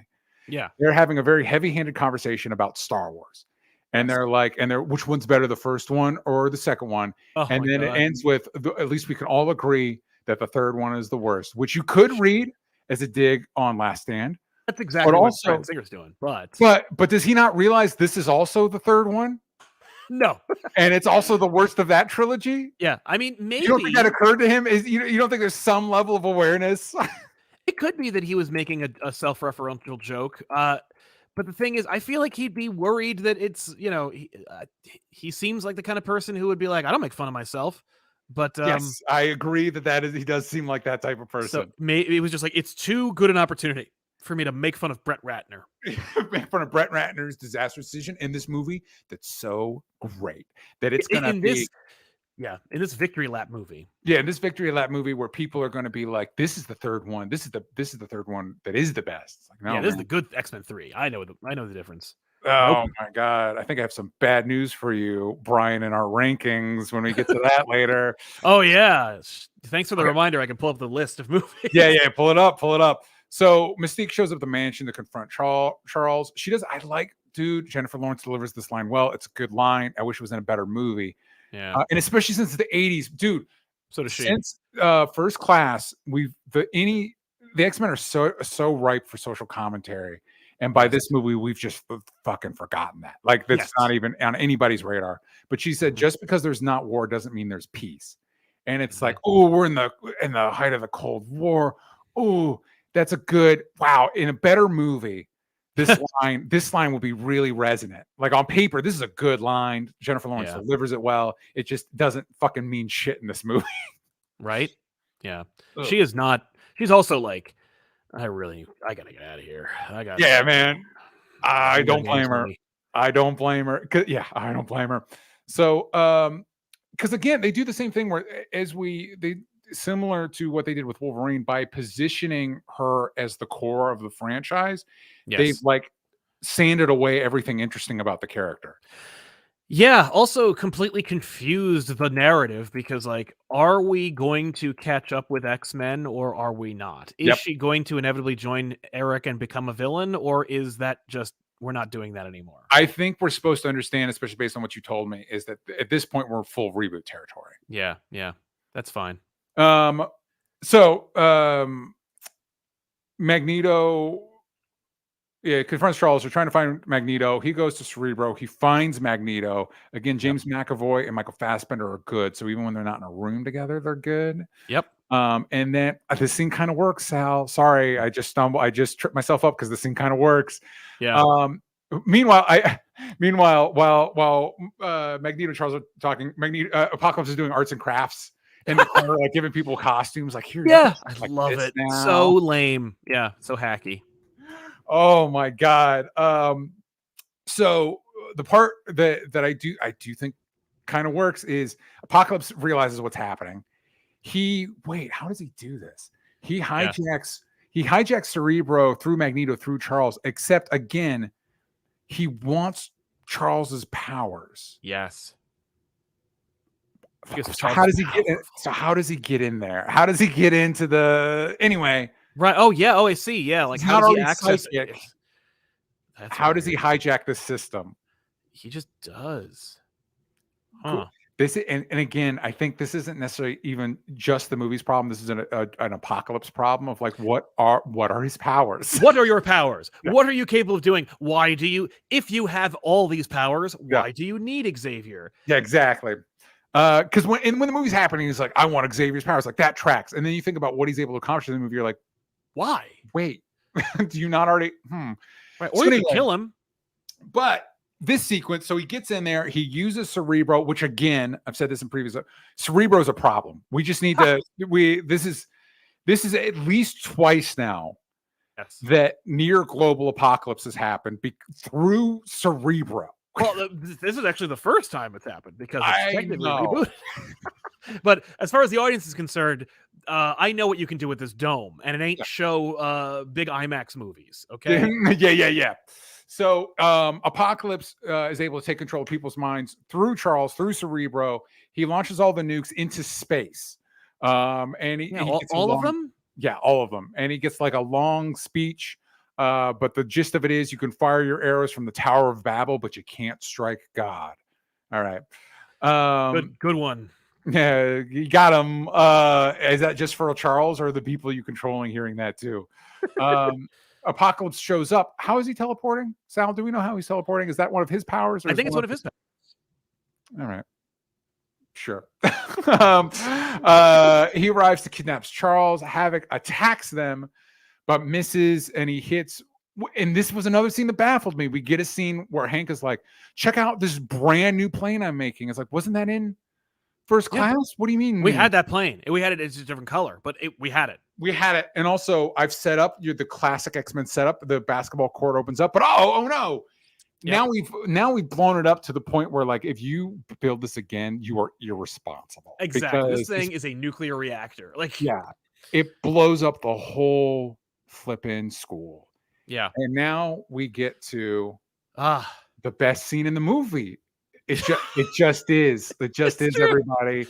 Like, not only so we set up earlier that things are not great for Quicksilver. If you think about it, things aren't great for Quicksilver because he's exactly where he was 10 years ago. Right? 10 years. It took him 10 years to take them up on the offer. Well, it wasn't even an offer. It was just that he has the card that Wolverine gave him, or that he stole. He pickpocketed it from Wolverine or something. Yeah. Yeah. And so finally he decides to check in on his, because Magneto's in the news, and he's confirmed at this point that Magneto's his dad. And so he wants to go, I guess, talk to Charles to see if he can find him. And he arrives right as the school's blowing up. And not only is this scene a blatant ripoff of the time in a bottle scene from the previous movie, it is still somehow better, the best scene in this movie. Yeah. And also, even though it's a rip-off and a redo of a previous movie, it's still the best scene in this movie, and also better than everything in the Flash movie. Like everything. That's true. To the point where it's almost like, I'd forgive you. I get that, like, this, I think, big screen-wise, this was our first super speed.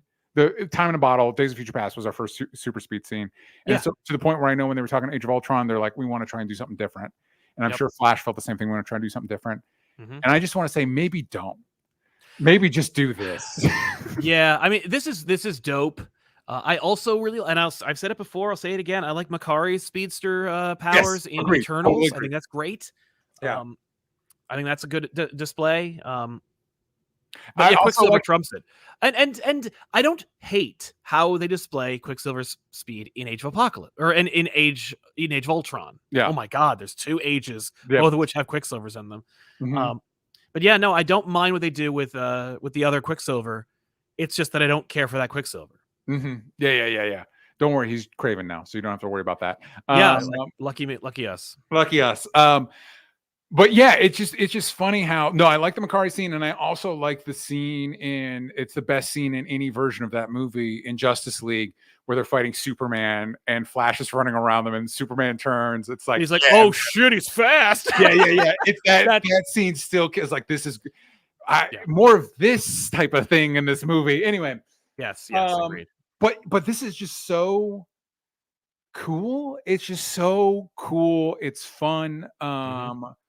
It is more ambitious than the time in the bottles scene. Anyway, it's a good scene. He basically uses his super speed to save everybody in the school from the blast. Everybody except Alex, because basically he'd already been evaporated by the time Quicksilver got there. I remember being like, he kills himself? Yeah, man. Out of a mistake, by accident. That sucks. Like, and you can imagine Jennifer Lawrence being like, hey, could I get caught in that explosion too? I bet it would add a lot of motivation for Xavier. And yeah. No, you're the face of our franchise now. Oh. Yeah. So Scott arrives and discovers Alex has died in the blast. And then immediately, this movie's a mess. Immediately, off-brand Sean William Scott from Days of Future Past shows up. What is up with their obsession with A, this dude who looks like Sean William Scott, B, the Stryker character? So somebody that loves X2, I appreciate the love of Stryker. I just hate that every time we recast him, it's worse. I know. Brian Cox never gets better, and it's just like every time they cast him again. Yeah, that dude who plays the heavy and everything, the bad guy from Wonder Woman, played him in the awful Wolverine movie. Yeah. So bad. Yeah, in that Wolverine movie, it could have still just been Brian Cox. It's outrageous. It isn't. Yeah. And in this, and Days of Future Past, we're bringing back Stryker. It's like, well, then we need a heavy hitter on par with Michael Fassbender, James McAvoy. Yeah, we need somebody of that level because that's what we set Stryker to be. He's the human equivalent of the. We don't have our best X-Men movie. Yeah, and we don't in this movie. We don't like. Obviously, we've had Trask and we've had Senator Kelly and we've had these human villains, but none of them in the movies have escaped the shadow of Stryker. Right. To the point that as great as Peter Dinklage is, you could have just replaced. In fact, this might have been the right call. You could have just replaced Trask with Stryker, and it would have been a more compelling movie because he's the human villain of this franchise. Yep. But no, we got this guy. I don't think I've even seen him in anything. And it's nothing against him. No, I've never seen him in anything. I have no idea. It's just like, not only are you not Brian Cox, you're also not Sean William Scott, who I would have also accepted. Oh, are you Stifler as the evil, like, mutant-hating general? Yeah, because Sean William Scott have shown that he actually has pretty decent range post American Pie. Oh, totally. I want it for Booster Gold. Who would be? I'm trying to think of this generation. Who would be a good Stryker? Well, the Stryker that I want is the Stryker from God Loves Man Kills, where it's like he's an evangelical. Like, it's not he's a general anymore. It's like he's an evangelical, like a Christian, like, preacher. Yeah, and you could have done that if you said, like, okay, this is Stryker Senior. Yeah, this is like, this is his dad, and he's a preacher that leads to General Stryker. Anyway, so they show up, they abduct our core cast member. They basically say, who is going to be a core X-Men team in this movie? This guy, this girl, let's go. Yeah. Yeah.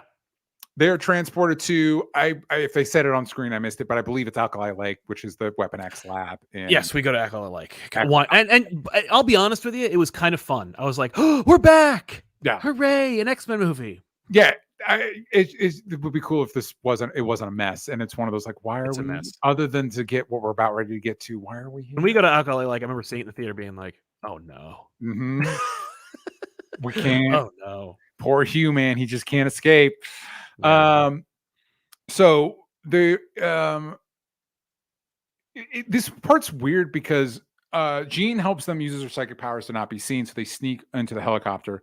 But there's a mutant dampening. We see a green light come on, and we understand that means mutant dampening, right?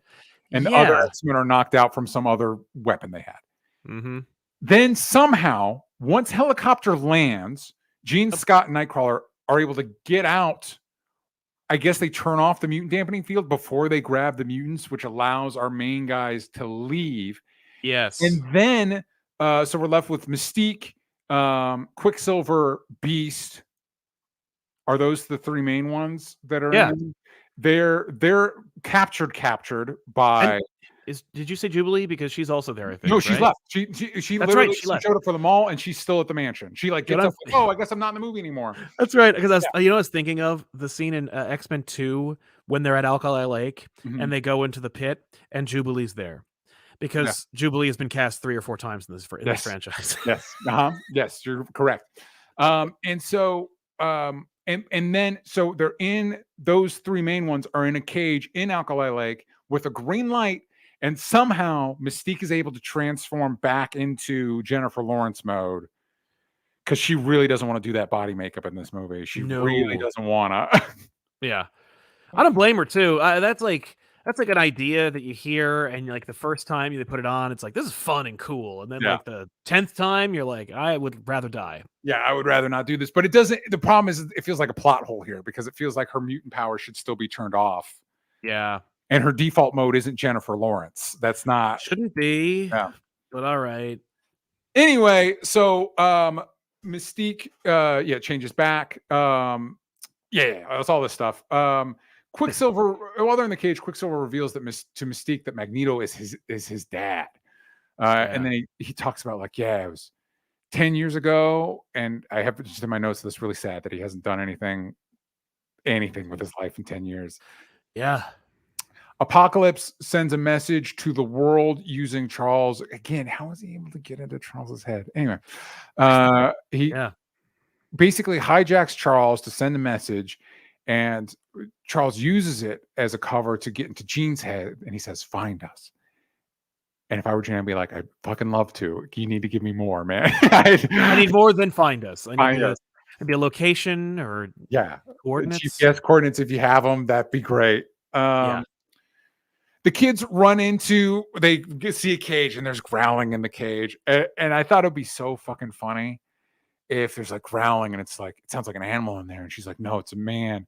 And if she opened it up and like Ryan Reynolds ran out with this dick flopping around. Yes. Yeah. Oh my. I would have taken that. I would have taken Sabretooth. Like, what? Sabretooth would have been, because Sabretooth, think about this.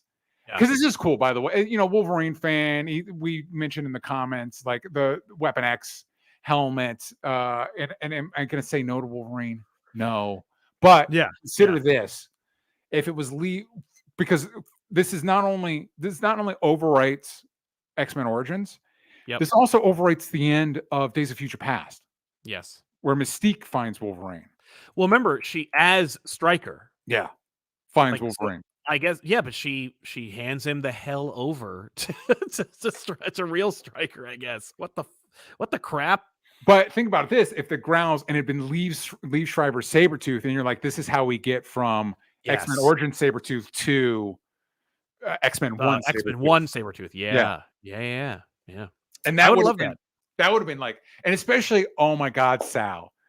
I don't know why this would be the case. But what if he came out with the classic 90s big fur costume? Yes. I would have loved that. And that would have been really cool also because, like, Wolverine obviously tears up the base, but wouldn't it be fun to have Sabretooth do it more? You're just like, there's like, oh my God, we got to get the hell out of here. This thing's going to kill us. This guy's a legit problem. Like, what if he's like doing it? And Jean's like, Jean's basically like, we need to stop him. And so she kind of turns him off. Him. Yeah, That's why he's such a brute in X1. It's like, oops. I'm untested. Yeah. God, cool. That would have been cool. So he runs around, he murders a bunch of people, and again, like a lot for a PG-13 movie, a surprising amount of blood. I'm okay with that because it's Wolverine. Like, I really appreciate. Like, again, I'll never forget the moment in X2 when like he stabs the dude into the refrigerator, and then he releases the claws, and there's holes in the refrigerator, and I'm like, oh my God. Yeah. He's killing people. He's doing the thing he always threatens to do in the cartoon. Yeah. He's actually doing it. He tears him up. And Jean, they have all seen where like she connects with him and Beauty. I think we're trying to do the whole like, hey, they're a romance later. And it's like, but she's like a high schooler now. This is weird. Yeah. And I had another, I don't know if you caught this. So, because I feel like this has to be, what I have in my notes has to be wrong. He hears somebody say Logan, and that's kind of what wakes him up. And it sounds like Patrick Stewart, Professor X. Yes, it does. But that's not right? That can't be. Although, what a great excuse for like Wolverine's memory problems aren't an adamantium bullet. It's that his brain's fucked to shit, man. It's that he's like my had older self was in my younger self. He was bouncing around with like another guy in my head. Yeah, that's fair. Yeah, I've been time travel brained. I've been my brain's been experimented on. It's just a jumble in there. I got the past and the future. I got alternate pasts. I got versions of this movie and another movie that didn't happen anymore. Right? Yeah, I'm the only one who remembers all that crap. Yeah, Might have also been striking about it. maybe. So the team goes to escape using. There's a jet in there, and they make jokes about this, the new X jet now or whatever. Cool. And there just happens to be flight suits in there that I guess fit all of them skin tight. Yeah. It's awesome. Good for them, you know. Good for glad it worked out. Yeah, glad that all worked out. And we used to keep getting our X uniforms by accident. Yeah. The kid used the plane. While they're on the plane, they all talk about how much Mystique meant to them, which on the one hand, so I glossed over this. Basically, Mystique, after the end of Days of Future Past, has kind of like become a mutant folk hero. And on the one hand, this moment is cool because it feels like a moment of like representation. Like seeing you like that made me feel like I could be a hero too. That's cool. Yeah, that's nice. What's weird is that it's Mystique. Well, it's not weird at all. It's synergy. We need the money. Like she's amazing, and we gotta make her important. We gotta justify her being here and being important. Yeah, it's just like that's not what Mystique's been in the movies. That's not what she's in the comics. And again, it's not what's interesting about the character of Mystique. Yeah, I know. Yeah. All right, there you go. So Apocalypse has Magneto. He's jacked up Magneto's abilities, and it's dude. They hand wave the shit out of this. It's like he's doing magnet stuff to the planet and tearing it apart. Like, he's reversing the poles. I feel like Magneto's done that in the comics. He did an ultimatum. Yeah. Oh, good. Worst comic book event of all time. Yeah, good story to pull from, guys. Good job. It would not surprise me if Bryan Singer was like, my favorite comic book of all time has to be Ultimatum. It has to be Ultimatum. And we get a shot. Okay, so this movie's titled Apocalypse. We're gonna get a little bit of that global event style Independence Day, that type of like, I understand it. It's called Apocalypse. But a character that I'm supposed to understand is on the side of the angels at the end of this movie. Is causing, like, we see like buildings being torn up. He's killed millions of people. Yeah, the city, it has to be at least thousands, if not millions. And it's like, and we're just gonna no harm, no foul on this one. Yeah. Gotta. He's Magneto. Like if we can't get Wolverine to help them fight at the end, then I guess it'll have to be Magneto. Yeah, and it's like I'm fine with Magneto helping. It's Magneto, and it's partially because it's unclear about how much control Apocalypse is exerting on these people. Yeah, near as I can tell, of their own free will, Magneto and Storm specifically are participating in global genocide. Yes, and at least they're complicit. And I'm supposed to be chill with that at the end of the movie, and I'm not. Well, you're supposed to forget. I can't. I refuse. I don't blame you. Yeah, man. There's no way around it, dude. Like, I know in this situation, Storm's not like Magneto's actively destroying the planet. Yeah. Storm's not actively doing it, but it's like it's Storm, man. Storm she's there. She could hit him with a lightning bolt and knock it off. Yeah, and it's just tough because, like, if you were to ask me who the two most iconic X-Men are, it'd be Wolverine and Storm. Yeah, that's fair. That would be my answer. And now it's like, I think Storm is more important to the franchise than Cyclops is. And now she's complicit in global genocide. And it's like, that's a tough one for me as a fan to get over, Sal. That's a tough one. I understand, but they're expecting you to do that immediately. Yeah. And if not immediately, then at least by the next one. God damn it. I don't like it. Okay. So either. So They show up. Mystique tries to talk Magneto down, and Quicksilver can't quite, because he's in like a magnetic bubble, classic shit. Yeah. And Quicksilver can't quite admit that Magneto's his dad. Meanwhile, Apocalypse is trying to enter Charles's body, and we decide that this is how. I don't remember if I groaned in the theater at the time, but I definitely groaned this time. I was like, wait, this is how Professor X loses his hair. Fuck you. Yeah, I was disappointed too. I remember there were groans in the theater when I was watching it for the first time. Like people, like when his hair fell out, there were some people who were like, you could hear them going like, "Oh, this is how he becomes bald," and people just going like, "Nah." Like it's just you can just become bald, man. Listen, I'm doing it in real time, everybody. Oh, maybe you're being possessed by an evil ancient terror. Yeah, I guess maybe. Age is a thing that fucking Patrick Stewart was bald 40 years ago. Anyway. Yeah. Okay. So that's how he loses hair. Nightcrawler has a fight with Angel that's like really anticlimactic and disappointing. Yep. He like teleports him in a cage and he's like, on Vita send, like it's like a send off, and it's like that wasn't anything, man. No, that was nothing. But and we also the time to show Angel's like he'd be able to shoot the feathers, and I don't think he does that shit once. He does it once. He does it one time. He shoots him at the camera, and then you're like, oh. I don't like this, Sal. But I shouldn't undersell this. We do get the fight that comic fans have been waiting for. Which is Beast versus Psylocke. Everybody's favorite showdown. Who's fighting Psylocke? Beast. Yes, please, let's do it. And it's like, okay, that happened. Oh my god. They should have given the X-Men some other. They should have hired an actress for Psylocke that could do, not that does a fine job of what she's given, but like an actress that like an action actress. Yes. That could do the shit, and then put somebody on the X-Men team that is give me like a Snake Eyes Storm Shadow sword fight in the middle of this. Well, give Nightcrawler some swords. Oh my god, yes. I know. Again, I just said angel, demon, that whole thing, but it's in this movie. Give him the swords. Ooh. Hell, I mean, like, because here's the thing, right? You got two kind of ninja people. I mean, like, then you get to have Nightcrawler have a sword. He gets to have a sword fight with Psylocke, who will use the focused totality of her psychic abilities into a Psyblade that she'll use as Psy swords. Yeah. She'll fight Nightcrawler with these swords. Yeah. Nightcrawler will then use his tail to have a sword fight. Yeah. You get to have him use the tail to fight with a sword. Which, like, hey, Marvel, that's what we want to see. Put that in your movie. Put that in your movie and smoke it. There's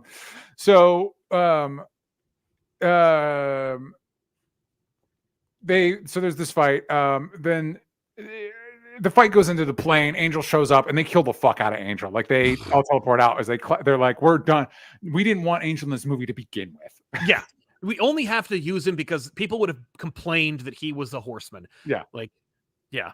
Yeah. Because they just drop, and it's one of like, oh my God. Not only is he one of the most iconic of Apocalypse's horsemen, he is the most iconic horseman. He's the one that people remember. He's like one of the original X-Men.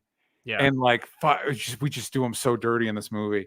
They crash him in a plane of all things. Mystique, Quicksilver starts like basically clowning Apocalypse because we've just made Quicksilver way too powerful in these movies. We really did. It was like, oh, when is Quicksilver come in here and pants Apocalypse? Because he does. And like, that was, I appreciated that they like thought of it, but also, so Apocalypse can approximate your powers by looking at you? Or like, I guess, map out where you're going. And by the way, here's the thing for people that are like, yeah, how do you do that? Super speed does not mean super punch. You're super strong now. No, so it just means he hit you fast. Yeah. And so maybe Apocalypse is so strong that if you hit him at super speed, you break your hand. That would mean. Yeah, that'd be fine. As it stands, it was fun to watch Apocalypse get like his shit wrecked. Yeah, because Apocalypse a few minutes. Sucks. Yes, exactly. He sucks so much. And then he breaks Quicksilver's leg. Classic. We had to do the same thing to Flash, and he like twists his ankle in the Justice League movie. Got to do that. Mystique pretends to be Psylocke to try and kill Apocalypse, but then Apocalypse does this number to her, which this scene was deemed so iconic that it became a poster. It's everywhere. I think of this when I think of the movie. Yeah. And I'm like, why? Yeah, and people got up in arms because they're like, violence against women, and it's like, I don't know. I mean, he's the bad guy, but also She's the it bad is guy. She's a superhero. Like, come on. it is what a weird image to choose as your. I guess because he's so powerful, it'd be like if he had Wolverine in a headlock, but that would be more meaningful to That'd be people. more cool and fun. Yeah. Yeah. Anyway, he does that number 2, and Storm sees that suddenly, like, oh, wait, Whoa, maybe killing everybody on the planet is a bad idea. yeah, maybe. My mutant hero, the mutant liberator that I worship, is trying to stop this global genocide guy. Time to rethink some things, I guess. Yeah, I got different priorities now. A A lot. Lame. Charles realizes he still has a connection to him and goes into Apocalypse's head, and he starts punching him, and it really makes me wish these movies were as creative as that Legion show. Yeah. Oh my God. Where it's like, oh, Shadow King. Right. This is, we need that. Did you see one of my favorite moments? It drops off hard at the end of season 2, but the season 2 finale opens with a psychic fight between Legion, David, and Shadow King, and they're like, they become like animated, like hand-drawn animated spiders and shit. It is dope. It is so cool. And they're also like, that show understood that it's like, if you're going to fight somebody in your mind, this is going to be the most abstract shit imaginable. You're basically rap battles and shit. Like whatever you can imagine, all bets are off. Yeah. Yeah. I love that idea. And these movies are like, no, we have to have James McAvoy punch. Same with Doctor Strange. He can't be cool if he don't punch. Right. He needs to be able to kick ass. And it's like, Wong kicks ass. Mm-hmm.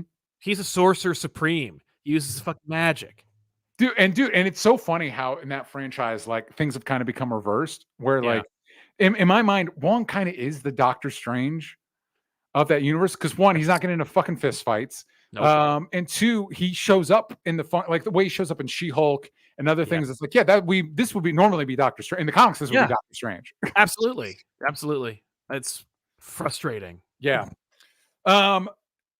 Anyway, but Apocalypse is still super fucking powerful. I also, in my mind, in my like little Apocalypse rewrite, it's like, what if?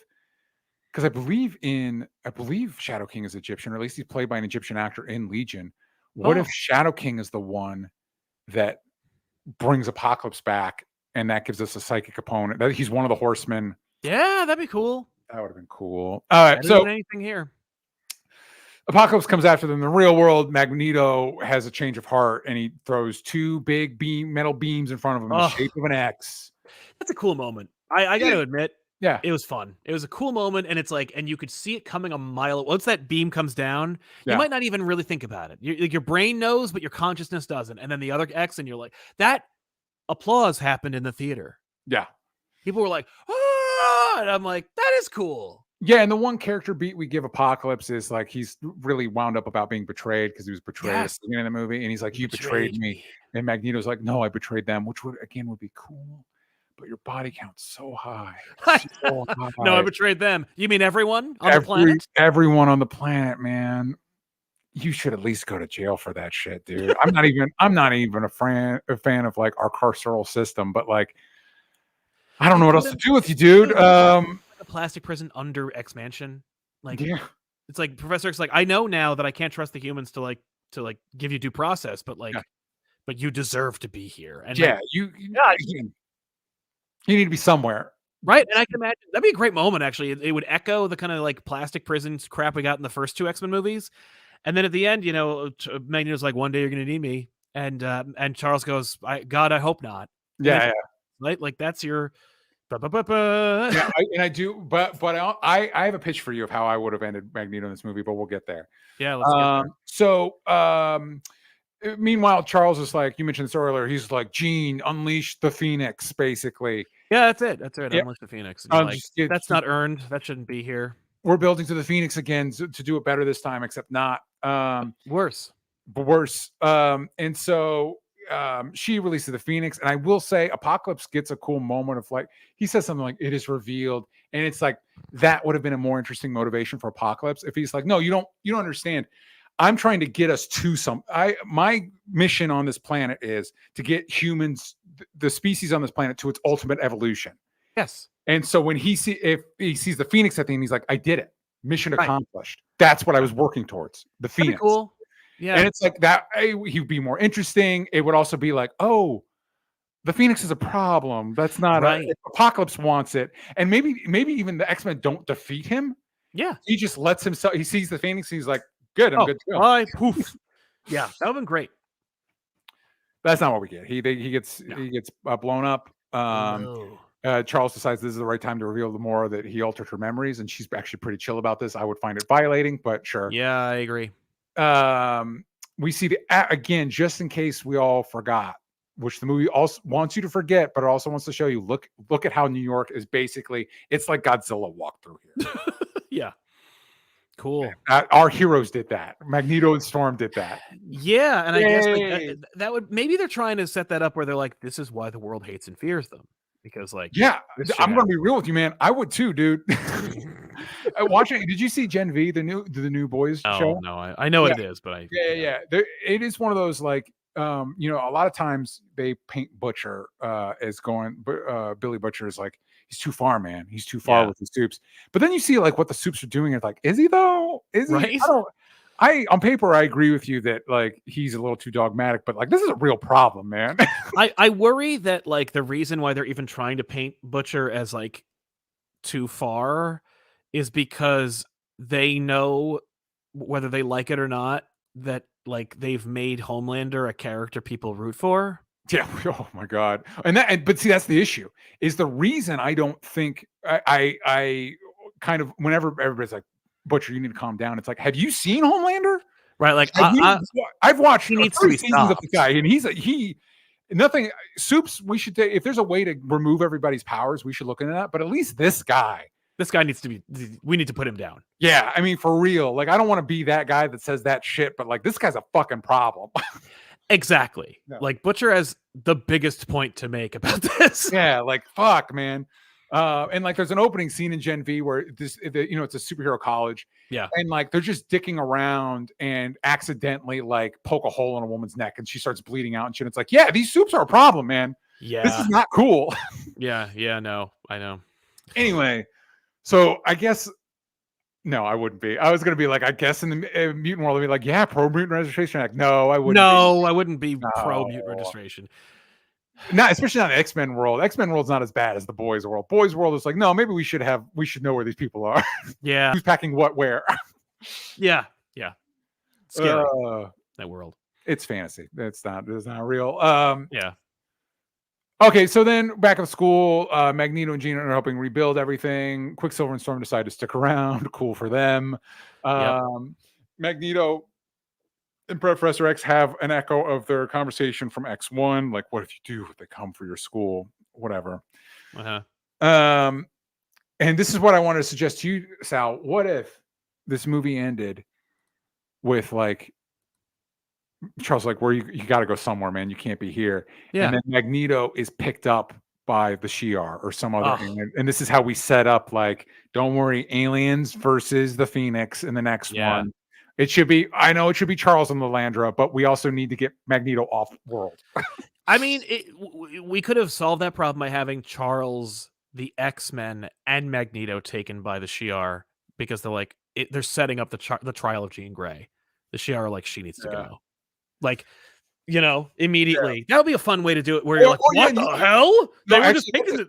That's a good point too. Like, if you go with what I suggested with like Apocalypse is trying to make the Phoenix happen. Yeah. And there's like galactic alarm bells, like, oh no, we have a Phoenix situation. Yeah, exactly. Like, oh yeah, and the Phoenix is like the Phoenix is a cosmic entity. It picks a host on a different indigenous world all over the galaxy every generation or something like that.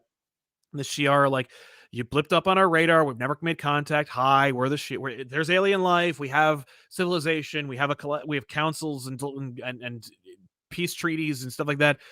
Now that you're acclimated, we're going to kill your friend. Yeah. Like, we got and you could put Magneto into the fight too. Like like Charles is like, we don't. This isn't square things, and Mags is like, yeah, we're in space, man. Yeah. You're going to need somebody who can make ships out of nothing. And then you get a cool moment. You get a cool movie. Dude, and you could have done another thing of like, maybe the X-Men get picked up by the Shi'ar because of the Phoenix. and Magneto's like, he gets arrested, or he's like, you know what, I actually do need to atone, so I'm going to turn myself in. And then the X-Men are taken, and it's kind of like the end of Eternals, and Magneto's like, well, shit, now I have to figure out how to get my friend. I have to go save my friend from aliens. And then you have, then you have like Magneto, Indiana, basically it's, how he's James Bond in his way in the 60s. He's James Bonding his way through the stars to find his friend. Dude, that's awesome. That's a fun movie. Yeah. Or you do what they wanted to do, and someone is left behind. It could be Magneto. It'd be fun if it was Magneto, but like it'd be another person. That whatever character goes to the Baxter Building and teams up with the Fantastic Four and gets the transport. Because they wanted to do that real bad. Here's the problem, though. It would have been that movie. The Trank Fantastic Four. Yeah, it would have been awful. I agree. This movie's awful. Yeah, no, it would have been really bad. Okay, delightfully bad. Yeah, so it ends with Mystique talking to a drill sergeant to the students, and we get them wearing comic accurate uniforms that look awful. They look real stupid. Horrible. Yeah, the worst yet.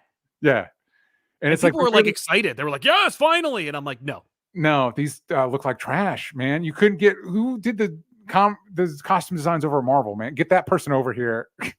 Yeah. And say, do that again over here. And then we get a post-credit scene that means nothing and will not pay off. That's right. Yeah. Unless you, because so what happens is a bunch of guys in suits show up at Weapon X and steal one of Wolverine's blood samples. And at first I thought like, oh, maybe this is weird because it's another alternate timeline, but maybe this is setting up X-23, like Laura Kinney. Yeah. But then the case closes. It's like Essex Corporation, which is a nod to Mr. Sinister. Yep. And they did this in New Mutants too, and it doesn't fucking mean anything. No, it doesn't at all. And I don't even know what they would have done. Nothing good. Nothing good, Sal. Yeah, X-Men Apocalypse. Nothing good. Nothing good, man. So next we do X Factor. This is where we get into a little bit behind the scenes. I didn't find a lot of interesting stuff. It's basically everybody decided this is the movie they wanted to make, and they just did a bad job doing it. Yeah. The film was announced by Bryan Singer in 2013 via Twitter before Days of Future Past was even released in theaters. Singer called the film, quote, kind of a conclusion of 6 X-Men films, yet a potential rebirth of younger, newer characters and the true birth of the X-Men. And I feel like that quote right there is like everything wrong with this movie, man. Like you can't just the idea of ending a franchise that's also supposed to be the beginning of that franchise, that's also supposed to be the beginning of another new branch of the franchise, because like you already introduced this version of the X-Men in First Class, so you don't need to reintroduce them. Nope. You need to end that story, and so much time is spent like we have to set up Apocalypse, we have to set up these new X-Men, we have to set up. Yeah. It's just cluttered. And it doesn't cohere into anything. No, I agree. It's a mess. It's a mess of a movie. I will say one little detail I did appreciate, the costumes notwithstanding, is that they were the Days of Future Past Sentinels in the Danger Room. Yes. I was like, hey, I remember them. Yeah, I like that because I like that little bit of continuity. I wouldn't have hated it if they looked a little bit more like the 90s cartoon. Like if they upgraded the design a little bit, or you could even say since these are Danger Room Sentinels, they're not as like threatening. Right? I mean, actual ones. I would not be the least bit surprised if we saw the exact same Sentinels from the cartoon show that we know and love from the 90s in the new MCU. Oh, yeah, totally. They're going to say, and they're going to say things like Holt Mutant, and they're going to say, they're going to sound like those cartoon character Sentinels. Like it's going to be like that. Because and I'm going to be real, it's a little bit confusing how it's like the Fox movies, but the 97 cartoon. It's like those are two different things. Yeah. I don't know what I'm supposed to do with that. Like, neither do they. Yeah. They don't know, like, how do you explain binary in the X-Men Fox universe? They're not going to. No. And it's like, okay, so Kelsey Grammer is Beast, but we're going to design him to look like the Beast from the cartoon. That's right. And Wolverine will probably be Hugh Jackman, but in the 90s costume from Deadpool 3. Yeah.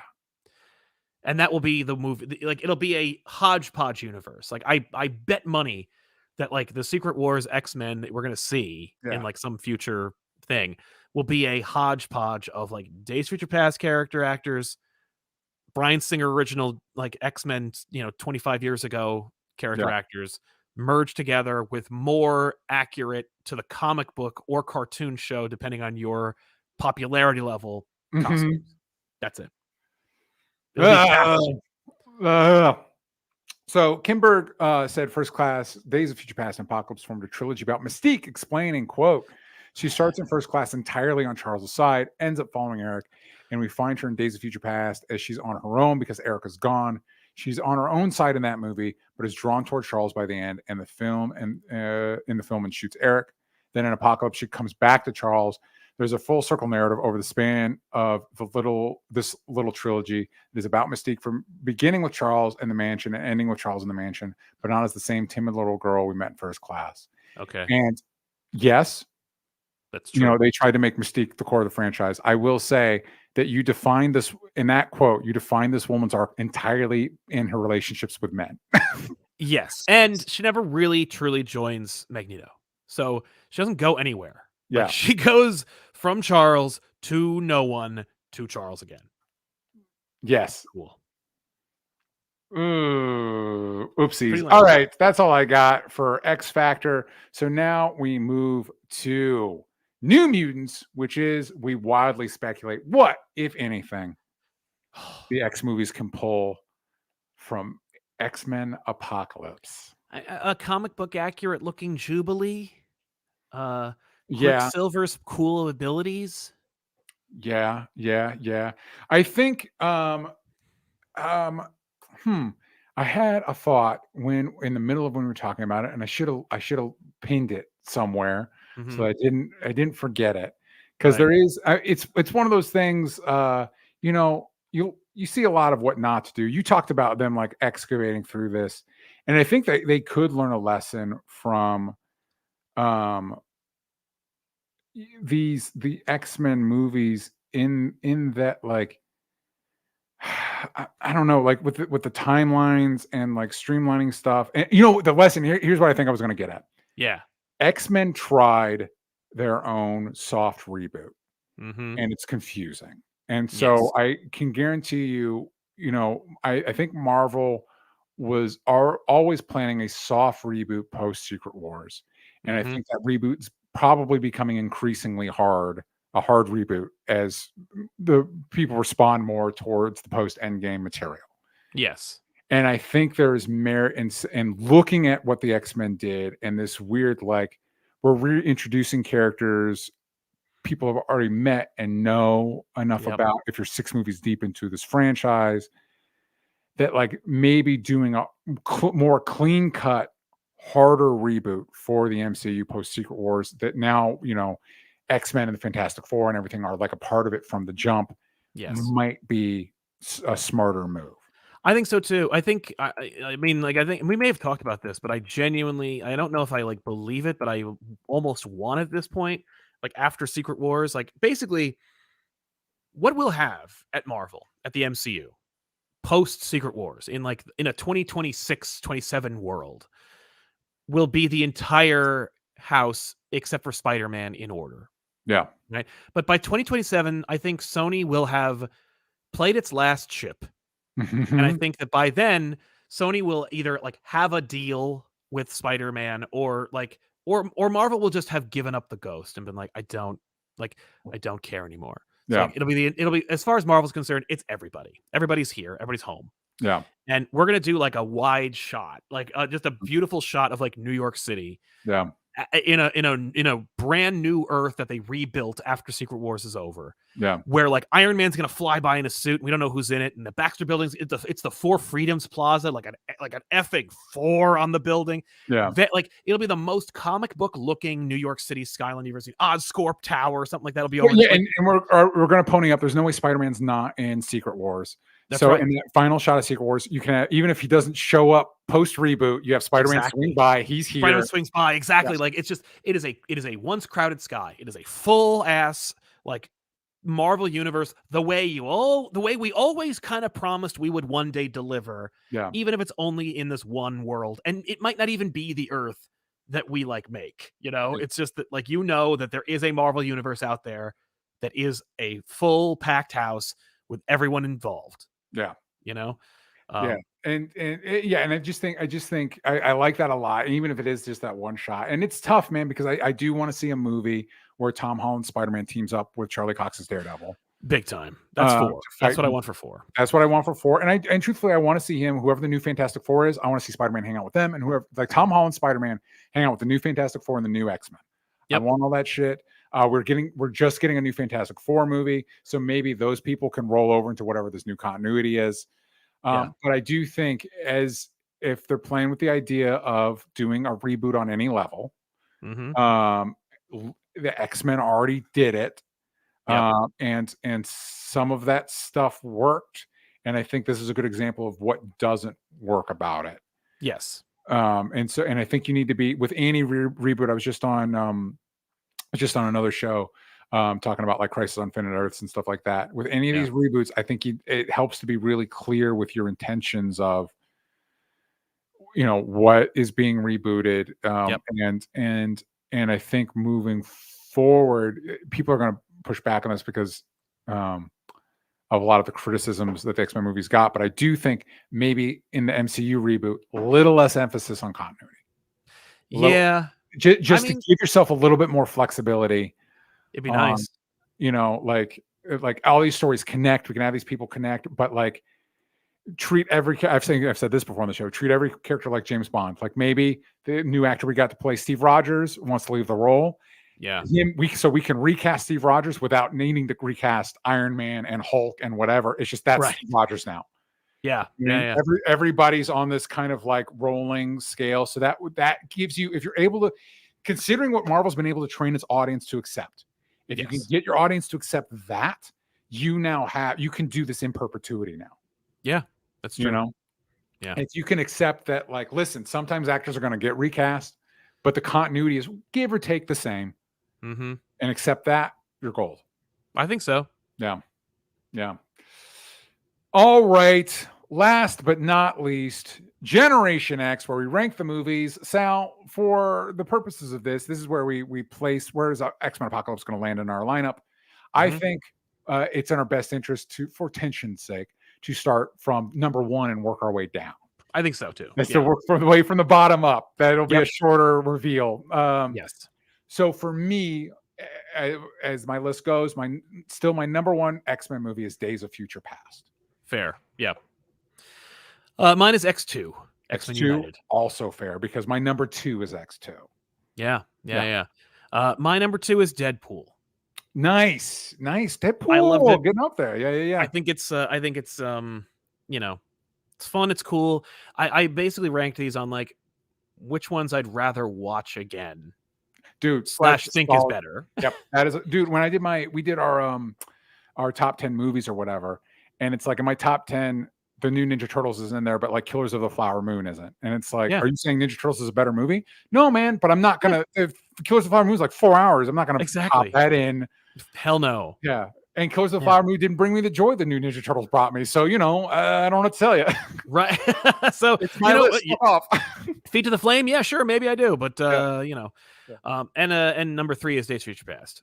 Number 3 is Days of Future Past. Number 3 for me is X1. Nice. Number 4 is The Wolverine. All right. Number 4 for me is First Class. Number 5 for me is First Class. Number 5 for me is The Wolverine. There we go. A little flip flop there. But I think we got them. I think all of ours so far are now in the top 5. Number 6 for me is Deadpool. Number 6 for me is Deadpool. Yeah. Number 6 for me is X-Men. Oh, X1 lower on the list. Yeah. All right, here's where we get into where you know people might want to start throwing hands. The bottom 4. bottom 4, or is it the bottom 3? It's well, there's a bonus movie in there. Yeah, my next one is Generation X. The next one's Generation X. Yeah, I don't know that I count. I since that was a bonus one, I didn't put it in there. Where would I'll put that in parentheses. That'll be put that in parentheses. Where would Generation X fall? It'd probably fall after this movie. My next one after Deadpool, what is that? 7 is Last Stand. I have this one as number 7. Is number 7? Apocalypse comes before Last Stand. And this is probably going to surprise people. I actually think I enjoyed Last Stand more than Apocalypse. Mm-hmm. I think Last Stand has aged better. Not that it is good, but it has aged better than I remember, and it's less of a mess than it actually. Weirdly, it is actually more cohesive than this movie. It is more cohesive. I do agree with that. But I think any scene with any character, I don't like cringe. Like I'm not like Mm-hmm. uncomfortable or embarrassed for anyone involved making Apocalypse. In Yeah. Last Stand, I cannot say that. That's fair. That is a very fair critique. Last one, and it sounds like you and I are going to be on the same page, is X-Men Origins Wolverine. Yes, that's right. X-Men Origins Wolverine is the worst of Yeah, the ones and we've seen. I don't see anything supplanting that. I feel like No. that's, and truthfully at this point, I don't see anybody supplanting my number one. The next few, Logan. We got a Logan in there. We got Logan in there. We got Logan in there. Throw everything off. And Deadpool 2. And Deadpool 2. Ooh, and I do like Deadpool 2 more than Deadpool 1. Right? So we'll see. So we got some winners in there. I was thinking about like New Mutants and Dark Phoenix. I was like, we got New Mutants, Dark Phoenix, Logan, Deadpool 2. There's a lot. Next one is Logan, I believe, on the list. So again, we do this every third Wednesday. I want to thank everybody that joined us live. Sal, where can the kids find you? You can swing by youtube.com/comicpop or Comic Pop Returns. Comic Pop Returns, we do our podcast. Comic Pop Prime, we do our show Back Issues, where we break down a story. The most recent episode we just dropped is Ultimate Spider-Man Symbiote War. But we are doing a redux coming up of our Nightfall episode. About 10 years ago, we talked about Nightfall. It took about 30 minutes to do it. This time it'll be more like 2 hours to talk about the first volume of Nightfall. There you go. I was going to say Nightfall deserves a little extra love. I agree. You can find me at DJ Talks Trash. Again, go to gunplaymovie.com. There will be a link in the description. Making a movie with Roxy Strider, Steve Zaragoza, Whitney Moore, Brie Estrick, and many more talented people. It is a crime thriller. So if you want to see a dope movie that you wouldn't be able to see otherwise, you can help support it and help us make it happen over at gunplaymovie.com. That launches on January 30th. But right now you can click the notify me on launch and follow the campaign as we get closer. I want to thank y'all again, and we will see you next time.